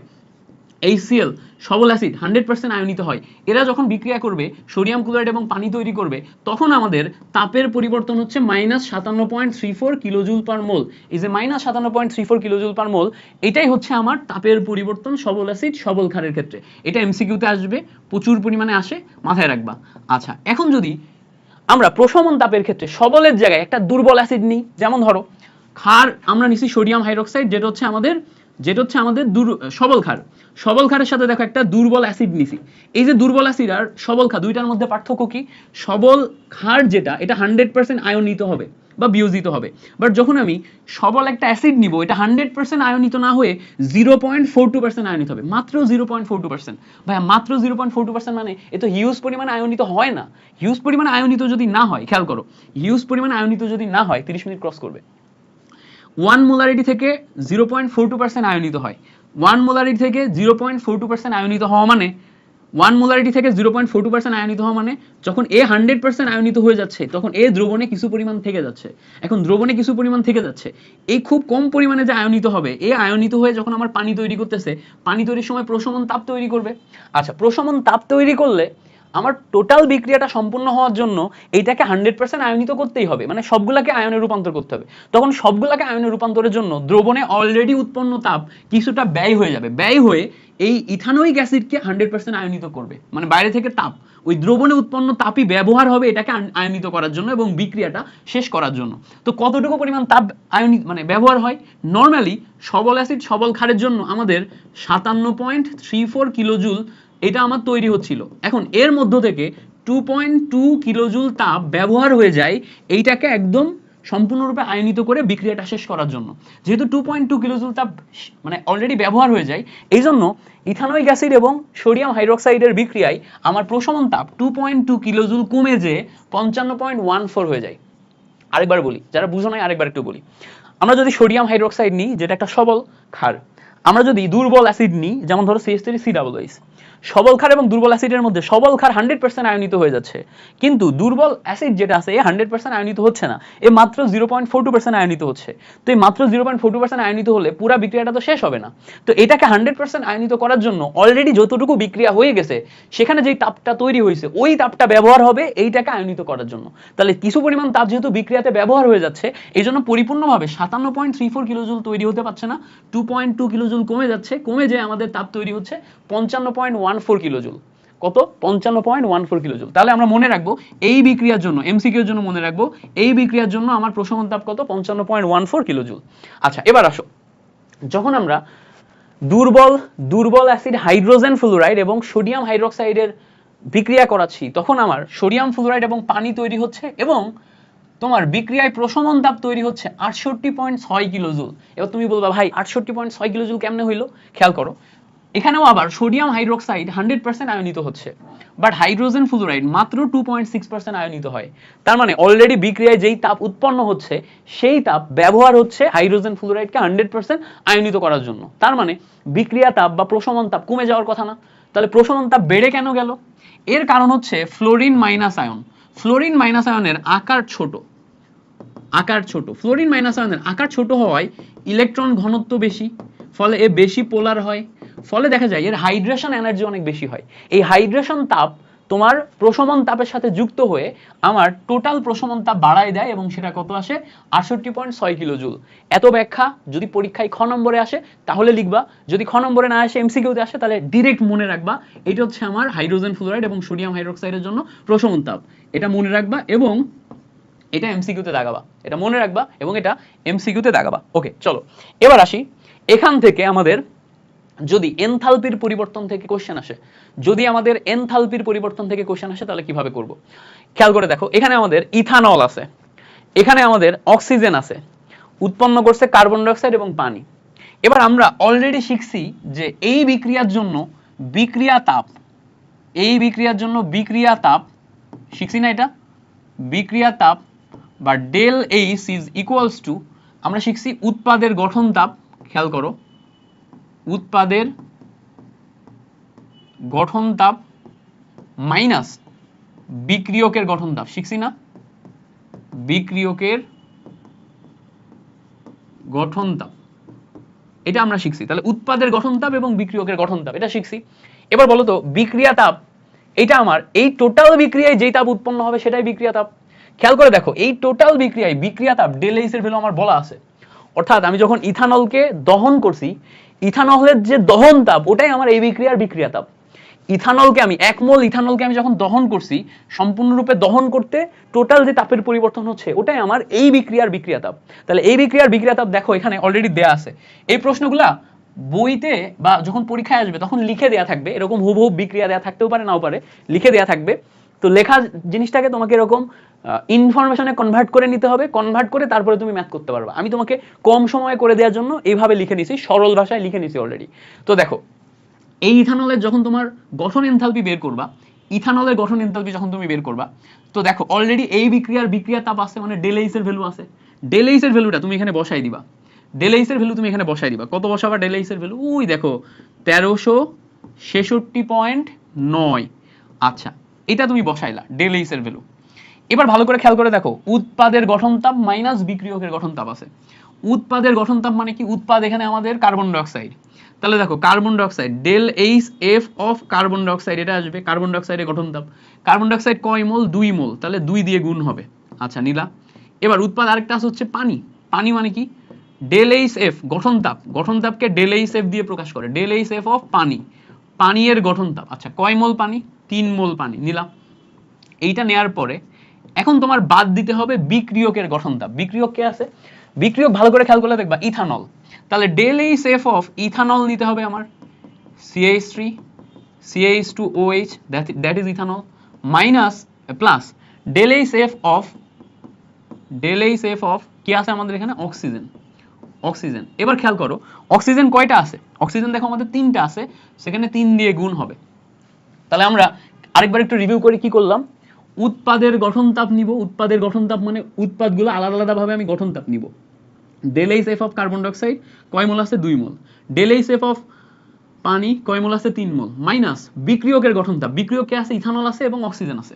এবার তুমি মনে রাখবা যে সমস্ত অণুগুলা মৌলিক অণু, যেমন ধরো অক্সিজেন হচ্ছে মৌলিক অণু, হাইড্রোজেন হচ্ছে মৌলিক অণু, নাইট্রোজেন হচ্ছে মৌলিক অণু, ক্লোরিন হচ্ছে মৌলিক অণু, যে সমস্ত অণুগুলা মৌলিক অণু, এই মৌলিক অণুগুলার ক্ষেত্রে গঠন তাপ সবসময় শূন্য হয়।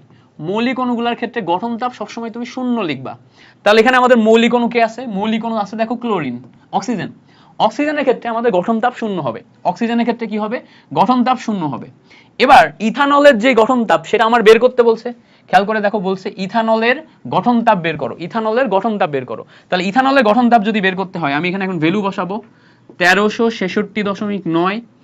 কার্বন ডাইঅক্সাইডের গঠন তাপ আসবে 2 ইনটু কার্বন ডাইঅক্সাইডের গঠন তাপ কত? ওই জায়গায় ভালো করে খেয়াল করে দেখো -393.5 প্লাস এখানে খেয়াল করো পানির গঠন তাপ, পানির গঠন তাপও দেখো দেয়া আছে 3 ইনটু -286 পাইলাম।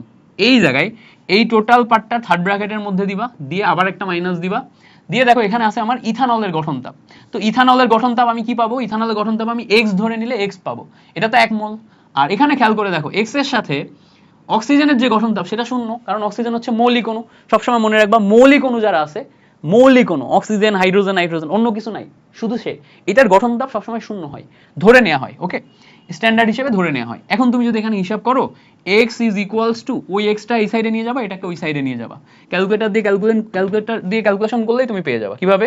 খুব সিম্পল, দেখো তুমি ক্যালকুলেটর দিয়ে যদি ক্যালকুলেশন করো, ওকে, প্রথমে তুমি হচ্ছে যে 2 ইনটু -393.5 এটা নিলা, প্লাস দেখো 3 ইনটু -286 নিলাম। ওকে, নিছো, নেয়ার পরে এর সাথে এটা যেহেতু ওই সাইডে যে প্লাস হয়ে যাচ্ছে, প্লাস তুমি যোগ করছো হচ্ছে 1366.9। ক্যালকুলেশন করলে এখান থেকে তোমার রেজাল্ট আসছে -278.1। তাড়াহুড়ো করে করলাম, অ্যান্সার না মিললে আরেকবার তুমি ক্যালকুলেটরে বসাবা, বসাইলে মিলে যাবে। আমার যদি না মিলে, আই গেস মিলছে, তারপরেও যদি না মিলে তুমি হচ্ছে যে ক্যালকুলেটরে বসাবা, মিলে যাবে। ঠিক আছে, এটা খুব সিম্পল একটা ম্যাথ, না মেলার কিছু নাই, মিলছে 278.1 মিলছে, এটাই। ওকে, তাহলে এই হচ্ছে আমাদের গঠন তাপ বের করার সিস্টেম। আচ্ছা, যদি গঠন তাপ বের না করে আমার বিক্রিয়া তাপ বের করতে বলতো, তখন আমার ইথানলের গঠন তাপ দেয়া থাকতো মাস্ট। এই জায়গায় দেখো আমরা কার্বন ডাইঅক্সাইডের গঠন তাপ নিছি, পানির গঠন তাপ নিছি, ইথানলের গঠন তাপ নিছি, অক্সিজেনের গঠন তাপ নিছি। চারটারই যদি গঠন তাপ দেয়া থাকতো তখন আমি বিক্রিয়া তাপ বের করতে পারতাম। যে কোনো একটার গঠন তাপ বের করতে বলছে, তার মানে আমার বিক্রিয়া তাপ দেয়া থাকবে। দেখো এই বিক্রিয়া তাপ দেয়া ছিল। তাহলে এই হচ্ছে আমাদের বেসিক সিস্টেম। গঠন তাপ এবং বিক্রিয়া তাপ থেকে যদি প্রশ্ন আসে কিভাবে করতে হবে, যে কোনো একটার ভ্যালু দেয়া থাকবে না, বাকি সবগুলোর ভ্যালু দেয়া থাকবে। আর মৌলিক অণুর ক্ষেত্রে শূন্য হবে, এটা আমাদের জানতে হবে। মৌলিক অণুটা কখনো বলা থাকবে না। তোমার কাছে মনে হবে আরে মৌলিক অণু একটা চলে আসছে, এইটা আমি কিভাবে করব? যখনই এরকম অক্সিজেন দিয়ে দহন পাবা বা অন্য কিছু উৎপাদন পাবা, এগুলা মৌলিক অণু, এগুলা শূন্য ধরতে হবে। আচ্ছা, এবার এখানে দেখো বলছে অ্যাসিটিলিনের গঠন তাপ কত। কি বলছে? অ্যাসিটিলিনের গঠন তাপ কত? হ্যাঁ, অ্যাসিটিলিনের গঠন তাপ যখন বের করতে বলবে, আবারও সেম সিস্টেম। তো অ্যাসিটিলিনের গঠন তাপ বের করতে গেলে আমার অ্যাসিটিলিনের যে বিক্রিয়াটা আছে, দেখো এটা অ্যাসিটিলিন, এর সাথে আমি দহন করছি, করে কার্বন ডাইঅক্সাইড এবং পানি তৈরি করছি, এই বিক্রিয়ার দিকে আমার খেয়াল করতে হবে। অ্যাসিটিলিনের যদি আমার গঠন তাপ বের করতে বলে, এই বিক্রিয়ার দিকে খেয়াল করতে হবে। তাহলে তুমি বলবা ভাই বাকিগুলা কেন দেয়া আছে? খেয়াল করলে দেখবা এটা আসলে পানির গঠন তাপের ভ্যালু দেয়া। এই বিক্রিয়াটা দিছেই পানির গঠন তাপের ভ্যালু তুমি যেন বুঝে নিতে পারো। এই বিক্রিয়াটা দিছেই তুমি কার্বন ডাইঅক্সাইডের গঠন তাপের ভ্যালু তুমি যেন বুঝে নিতে পারো। তাহলে দেখো উপরের বিক্রিয়া থেকে তুমি কার্বন ডাইঅক্সাইডের গঠন তাপ পাচ্ছ, পানির গঠন তাপ পাচ্ছ, অক্সিজেনের জন্য গঠন তাপ 0। এই বিক্রিয়ার জন্য বিক্রিয়া তাপ দেয়া আছে, তাহলে অ্যাসিটিলিনের গঠন তাপ তুমি বের করতে পারবা না? সিম্পল, বের করতে পারবা। তাহলে দেখো প্রথমেই তুমি যেটা করবা, টোটাল বিক্রিয়ার বিক্রিয়া তাপ del H is equals to উৎপাদের গঠন তাপ। উৎপাদের গঠন তাপ মানে কি? Del H F of carbon dioxide, that is উৎপাদ। তারপরে দেখো উৎপাদের গঠন তাপ ডেল এইচ এফ অফ পানি। তাহলে দেখো উৎপাদের গঠন তাপ একটা হচ্ছে del H F of carbon dioxide, del H F of পানি, মাইনাস এবার দেখো আমরা কি করব, বিক্রিয়কের গঠন তাপ। বিক্রিয়কের গঠন তাপ মানে কি? Del H F of acetylene, del H F of acetylene C2H2, ঠিক আছে, plus del H F of oxygen, del H F of oxygen. কয় মলিকিউল আছে? 5/2। তাহলে 5/2 এটা লেখা লাগবে না, কারণ অক্সিজেনের জন্য এমনিতেও আমার শূন্য হবে। এবার খেয়াল করো এই বিক্রিয়ার বিক্রিয়া তাপ অলরেডি আমার দেয়া আছে। কত দেয়া আছে? -1304, বসাই দিলাম -1304। কার্বন ডাইঅক্সাইডের জন্য গঠন তাপ দেখো -393.5 পেয়ে যাচ্ছি। পানির জন্য গঠন তাপ দেখো 286 পেয়ে যাচ্ছি, এই দুইটা নিয়ে নিলাম, এখানে আমার মাইনাস ধরে নিলাম। এবার দেখো এই মাইনাস ধরার পর অ্যাসিটিলিনের জন্য আমার বের করতে বলছে না, অ্যাসিটিলিনের জন্য যখন আমার গঠন তাপ বের করতে বলবে, অ্যাসিটিলিনের গঠন তাপ যদি আমি x ধরি তাহলে x পাচ্ছি আর এখানে পাচ্ছি হচ্ছে 0 0। আচ্ছা, এবার তুমি ক্যালকুলেশন করবা, x এই সাইডে নিয়ে চলে আসো, x এই সাইডে নিয়ে চলে আসলে এই দুইটা মাইনাস হবে, মাইনাস 393.5 মাইনাস 286 প্লাস এটা ওই সাইডে গেলে প্লাস প্লাস 1304। এখান থেকে দেখো তুমি অ্যাসিটিলিনের গঠনটা পেয়ে যাচ্ছ। তাহলে এটা খুব সিম্পল না? জাস্ট খেয়াল করে দেখো, আমাদের এই যে ইকুয়েশনটা, একটা বিক্রিয়া সমীকরণ থেকে ইকুয়েশনটা আগে লিখতে পারতে হবে যে বিক্রিয়া তাপ ইজ ইকুয়ালস টু উৎপাদের গঠন তাপ মাইনাস বিক্রিয়কের গঠন তাপ। এটা তুমি যখন লিখতে শিখে যাবা, এটা লিখতে শেখার পর পরবর্তী ধাপ আমার খুব সিম্পল। পরবর্তী ধাপ কি, যে যেইটার গঠন তাপ দেয়া নাই সেইটা আমি ধরে নিব এক্স, বাকিগুলো আমি নর্মাল ভ্যালু বসাবো, দিয়ে এক্স এর ভ্যালু বের করব। সিম্পল, শেষ। আশা করি ব্যাপারটা ক্লিয়ার করতে পারছি। এবার দেখো এটা খুব ইম্পর্টেন্ট, এটা খুব ইম্পর্টেন্ট। এখান থেকে কোনটা উপযুক্ত জ্বালানি, কোনটা উপযুক্ত জ্বালানি সেটা বের করতে বলে। কিভাবে? দেখো দুইটা আলাদা আলাদা তোমার হচ্ছে যে জ্বালানি দিবে, যেমন ধরো একটা মিথেন দিছে আর একটা ইথেন দিছে। তো মিথেন আর ইথেন দিয়ে তোমার বলছে যে মিথেনের দহন তাপ এত আর ইথেনের দহন তাপ এত, এই দুইটার মধ্যে কোনটা উপযুক্ত জ্বালানি। তো দহন তাপের ক্ষেত্রে প্রতি 1 গ্রামে যার দহন তাপ বেশি, প্রতি 1 গ্রামে যার দহন তাপ বেশি সে বেশি জ্বলে, সে ভালো জ্বালানি না? ধরো তুমি আগুনের মধ্যে পুড়ে জ্বলে যাচ্ছ, আমিও আগুনের মধ্যে পুড়ে জ্বলে যাচ্ছি। এখন আমার যদি দহন তাপ 10 হয়, তোমার যদি দহন তাপ 20 হয়, তাহলে তোমাকে জ্বালানো কাস্টমারের জন্য বেশি উপকারী না? কারণ তুমি বেশি তাপ দিতেছো, তুমি বেশিক্ষণ ধরে জ্বলবা। ধরো একটা চা বিক্রেতা এখন তোমাকে জ্বালায় চা বানাবে আর আমাকে জ্বালায় চা বানাবে, তো আমাকে কিনে সে 1 ঘন্টা জ্বালাইতে পারতেছে, তোমাকে কিনে সে 2 ঘন্টা জ্বালাইতে পারতেছে, বা আমাকে 1 ঘন্টা জ্বালায় যে পরিমাণ তাপ পাচ্ছে তোমাকে বেশি পাচ্ছে। তাহলে কি তোমাকে জ্বালায় বেশি তাপ পাওয়া গেলে তুমি ভালো উপযুক্ত জ্বালানি না? তো এই জন্য বলা হয় প্রতি 1 গ্রামে যার দহন তাপ বেশি সে হচ্ছে উপযুক্ত জ্বালানি, প্রতি 1 গ্রামে যার দহন তাপ বেশি সে হচ্ছে উপযুক্ত জ্বালানি। তো এই কথাটা আমি লিখে দিব, দাঁড়াও একটা এক্সট্রা পেজ নিয়ে লিখে দিই, ম্যাথটা আগে করি। তো উপযুক্ত জ্বালানি কিভাবে নির্বাচন করবা? উপযুক্ত জ্বালানি নির্বাচনের সিস্টেম হচ্ছে প্রতি 1 গ্রামে যার দহন তাপ বেশি। দেখো এই কথাটা মাথায় রাখবা, প্রতি 1 গ্রামে যার দহন তাপ বেশি, যার দহন তাপ বেশি, প্রতি 1 গ্রামে যার দহন তাপ বেশি সে ভালো জ্বালানি, সে ভালো জ্বালানি। এই কথাটা মাথায় রাখবা, এই কথাটা বুঝলেই তুমি পারছো। আচ্ছা, এবার আসো এই দুইটা ম্যাথ করি। প্রথমত এই ম্যাথটার দিকে তাকাও, এই ম্যাথটাই আমরা প্রথমে তোমার হচ্ছে ইথেন নিছি, ইথেনকে অক্সিজেন দিয়ে দহন করে কার্বন ডাই অক্সাইড এবং পানি তৈরি করছি। আমরা এই বিক্রিয়ার যে সমতাকরণ, এটা কিন্তু পরিমাণগত রসায়নে শেখায়। পরিমাণগত রসায়নে কি শেখায়? ওই যে CxHy = x + y/3 x + y/4, এটা অক্সিজেনের সামনে যায়, x হচ্ছে তোমার হচ্ছে যে কার্বন ডাই অক্সাইডের সামনে যায়, আর পানির সামনে হচ্ছে যে তোমার y/2 যায়। এটা আমরা কি কোথায় শেখাই? এটা আমরা হচ্ছে পরিমাণগত রসায়নে শেখাই। এই বিক্রিয়ার সমতাকরণ আমাদের পরিমাণগত রসায়নের ম্যাথে লাগে। এখানে যদি তোমার বিক্রিয়া সমতাকরণ করে দেয়া থাকে তাহলে তো ভালো, যদি সমতাকরণ করে না দেয়া থাকে তাহলে তোমাকে সমতাকরণ করে নিতে হবে। আমি ক্লাস লেন্দি করবো না, এখন আমি বিক্রিয়ার সমতাকরণে যাচ্ছি না। জাস্ট এটা মাথায় রাখো, এই বিক্রিয়ার জন্য প্রমাণ গঠন তাপ বের করতে বলছে। কার? এই যে এই জায়গায় যে ইথেন আছে, ইথেনের প্রমাণ গঠন তাপ বের করতে বলছে। তাহলে টোটাল বিক্রিয়ার বিক্রিয়া তাপ দেখো দেয়া আছে, টোটাল বিক্রিয়ার বিক্রিয়া তাপ কি? ΔH এর মান দেয়া আছে। এবার টোটাল বিক্রিয়ার বিক্রিয়া তাপ যদি আমি পাই, প্রথমে আমি উৎপাদের গঠন তাপ লিখবো। উৎপাদের গঠন তাপ কত? হ্যাঁ, ভালো করে খেয়াল করলে দেখবা উৎপাদের গঠন তাপ আমার ΔHF of carbon die oxide আসতেছে, কয় মোল আছে? 2 মোল। আচ্ছা, নিলাম, প্লাস দেখো ΔHF অফ পানি আসতেছে, কয় মোল আছে? 3 মোল, নিলাম। এই দুইটা চলে যাওয়ার পর এবার আমি লিখবো বিক্রিয়ক। বিক্রিয়কের জন্য দেখো ΔHF অফ C2H6 আসতেছে, নিলাম, প্লাস এখানে আমার অক্সিজেন আছে, অক্সিজেন মৌলিক অণু, এর জন্য আমি 0 লিখতে পারবো। এবার তুমি জাস্ট কি করবা? তুমি এই যে এইটারটা বের করতে চাচ্ছ না, প্রমাণ গঠন তাপ বের করতে চাচ্ছ কি? ইথেনের। তাহলে ইথেনের জন্য x ধরে নিবা, বাকিটা বসাই দিবা। তো দেখো ΔH এর ভ্যালু আমার এখানে -1370 আছে, ওই সেম ম্যাথ। কার্বন ডাই অক্সাইডের জন্য ভ্যালু আমার অলরেডি দেয়া থাকবে, -393, কয়েক মোল আছে? 2 মোল আছে, বসাই দিলাম। আচ্ছা, এবার খেয়াল করো, এটার জন্য তুমি পানি যখন নিচ্ছ, পানির জন্য আছে হচ্ছে, পানির জন্য দেখো -220 দেয়া আছে, 220, কয় মোল আছে পানি? 3 মোল। এছাড়া আমি এই অংশটা যেহেতু নিচ্ছি, এই অংশের জন্য আমি x পাচ্ছি, x ধরে নিলাম।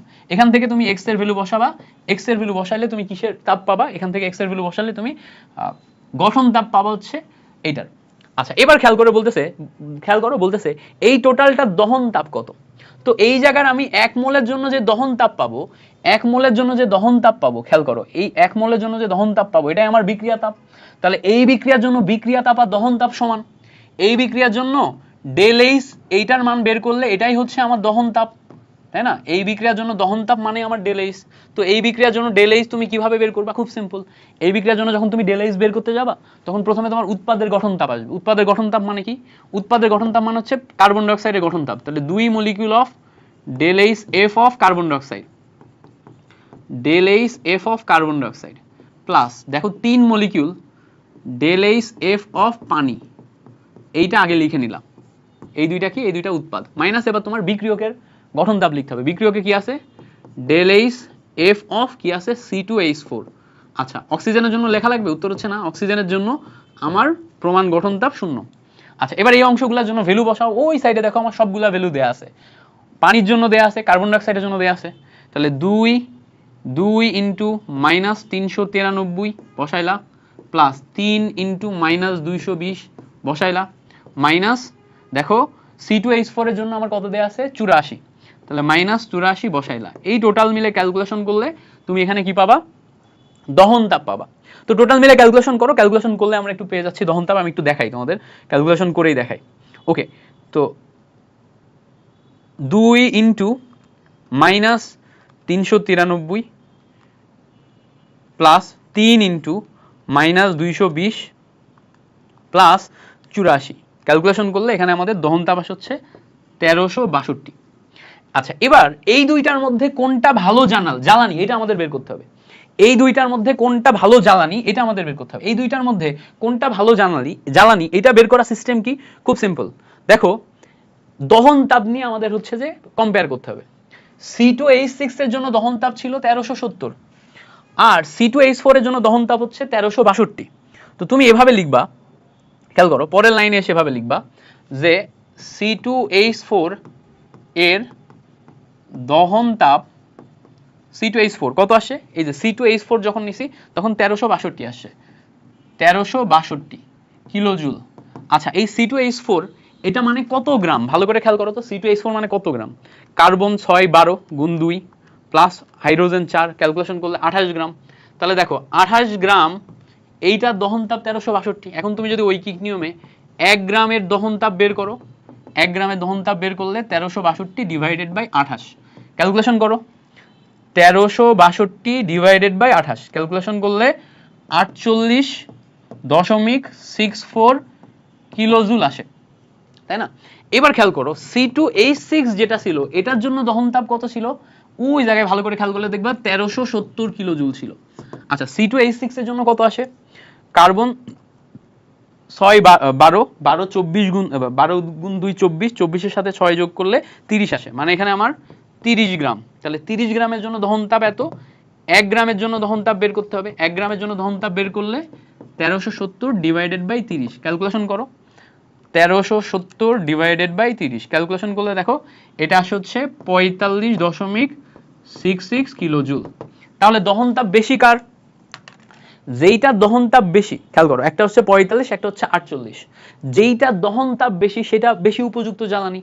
আমরা বলছি প্রতি 1 গ্রামে যার দহন তাপ বেশি হবে সে উপযুক্ত জ্বালানি। তাহলে এখানে যার 1 গ্রামে দহন তাপ বেশি সে হবে আমার উপযুক্ত জ্বালানি। এইভাবে আমরা দহন তাপ হিসাব করে উপযুক্ত জ্বালানি বের করব। আমরা একদম ক্লাসের শেষের দিকে চলে আসছি। শেষে এসে আমরা যেটা শিখবো সেটা হচ্ছে ল্যাভোইশিয়ার সূত্র, ল্যাভোইশিয়া ল্যাপ্লাসের সূত্র এবং হেসের সূত্র। ল্যাভোইশিয়া ল্যাপ্লাস বলতেছে কোন একটা বিক্রিয়া সম্মুখমুখী যখন ছিল তখন যেই পরিমাণ তাপ উৎপাদন হবে বিপরীতমুখী হলে সেম পরিমাণ তাপ উৎপাদন হবে, জাস্ট চিহ্ন বিপরীত হবে। যেমন দেখো বিক্রিয়াটা যখন অ্যামোনিয়া তৈরি করছে তখন আমার তাপ উৎপাদন করছে -92 কিলোজুল। যখন আমি অ্যামোনিয়া ভেঙে আবার এই দুইটা যাচ্ছি তখন আমার 92 কিলোজুল তাপ উৎপাদন করছে, জাস্ট চিহ্ন পরিবর্তন হচ্ছে। তো কোন একটা বিক্রিয়া সম্মুখমুখী হলে যেই তাপ উৎপন্ন হয় বিপরীতমুখী হলে সেম তাপ উৎপন্ন হয়, জাস্ট চিহ্ন বিপরীত হয়। এটা হচ্ছে ল্যাভোইশিয়া ল্যাপ্লাসের সূত্র। আচ্ছা হেস কি বলতেছে? হেস বলতেছে কোন একটা বিক্রিয়ার শুরুর অবস্থান আর শেষের অবস্থান যদি সেম হয়, শুরুর অবস্থান আর শেষের অবস্থান যদি সেম হয় তাহলে বিক্রিয়ার যতগুলা পথেই যাক না কেন মোট তাপের পরিবর্তন সেম। বিক্রিয়া যে পথেই যাক না কেন, পথের উপর ডিপেন্ড করে না, যে পথেই যাক শুরু আর শেষের অবস্থান সেম হলে যে পথেই যাক না কেন মোট তাপের পরিবর্তন সেম। যেমন দেখো এ থেকে বি যাওয়ার জন্য তাপের পরিবর্তন যদি ডেল এইচ ওয়ান হয় বা এইচ ওয়ান হয়, দেখো এ থেকে বি পথে যাওয়ার জন্য তাপের পরিবর্তন যদি এইচ ওয়ান হয়, দেখো এ থেকে সি, সি থেকে বিতে গেলেও আমার তাপের পরিবর্তন H two plus H three, এইটার যোগফল আসবে H2 প্লাস H3, এটার যোগফল আসবে। তাহলে দেখো এই পথ থেকে এই পথ দুইটার যোগফলে আমার যেই পরিমাণ তাপ উৎপন্ন হবে, একটা পথে গেলে আমার তার সমান তাপ উৎপন্ন হবে। তাহলে যদি শুরু এবং শেষ অবস্থান সেম হয়, তাহলে বিক্রিয়া যেই পথেই যাক না কেন তাপের পরিবর্তন সেম হয়। এই জায়গা থেকে এমসিকিউ আসতে পারে। এমসিকিউ আসতে পারে কিভাবে? Just simple. আর সিকিউ আসলে নর্মাল 3 ধাপের বিক্রিয়া দিয়ে দিবে, বিভিন্ন ধাপের বিক্রিয়াগুলোর রেজাল্ট যোগ করে তোমাকে লাস্ট পর্যন্ত প্রুফ করতে হবে যে H1 is equals to H2 plus H3। তো এই জায়গা থেকে ম্যাথগুলো খুব বেশি গুরুত্বপূর্ণ না, আমি তারপরে মুখে মুখে বলে দিলাম। আর এইটা তোমার এই যে পদ দিয়ে এটা তোমার এমসিকিউতে আসতে পারে। এই হচ্ছে টোটাল এই চ্যাপ্টার থেকে যা যা আসবে তার উপরে একটা শর্ট রিভিউ। আমি চেষ্টা করছি খুব কম সময়তে পড়াইতে, তারপরেও এটা 40 মিনিট চলে গেছে। I am sorry. Thank you so much for watching this class. আশা করি ফুল ক্লাসটা তুমি বুঝতে পারছো। তোমার জন্য শুভকামনা রইল, মিল্টন ভাইয়ের জন্য দোয়া করবা, তোমাদের জন্য দোয়া থাকলো। আর ক্লাসটা অবশ্যই সব ফ্রেন্ডদের সাথে শেয়ার করো।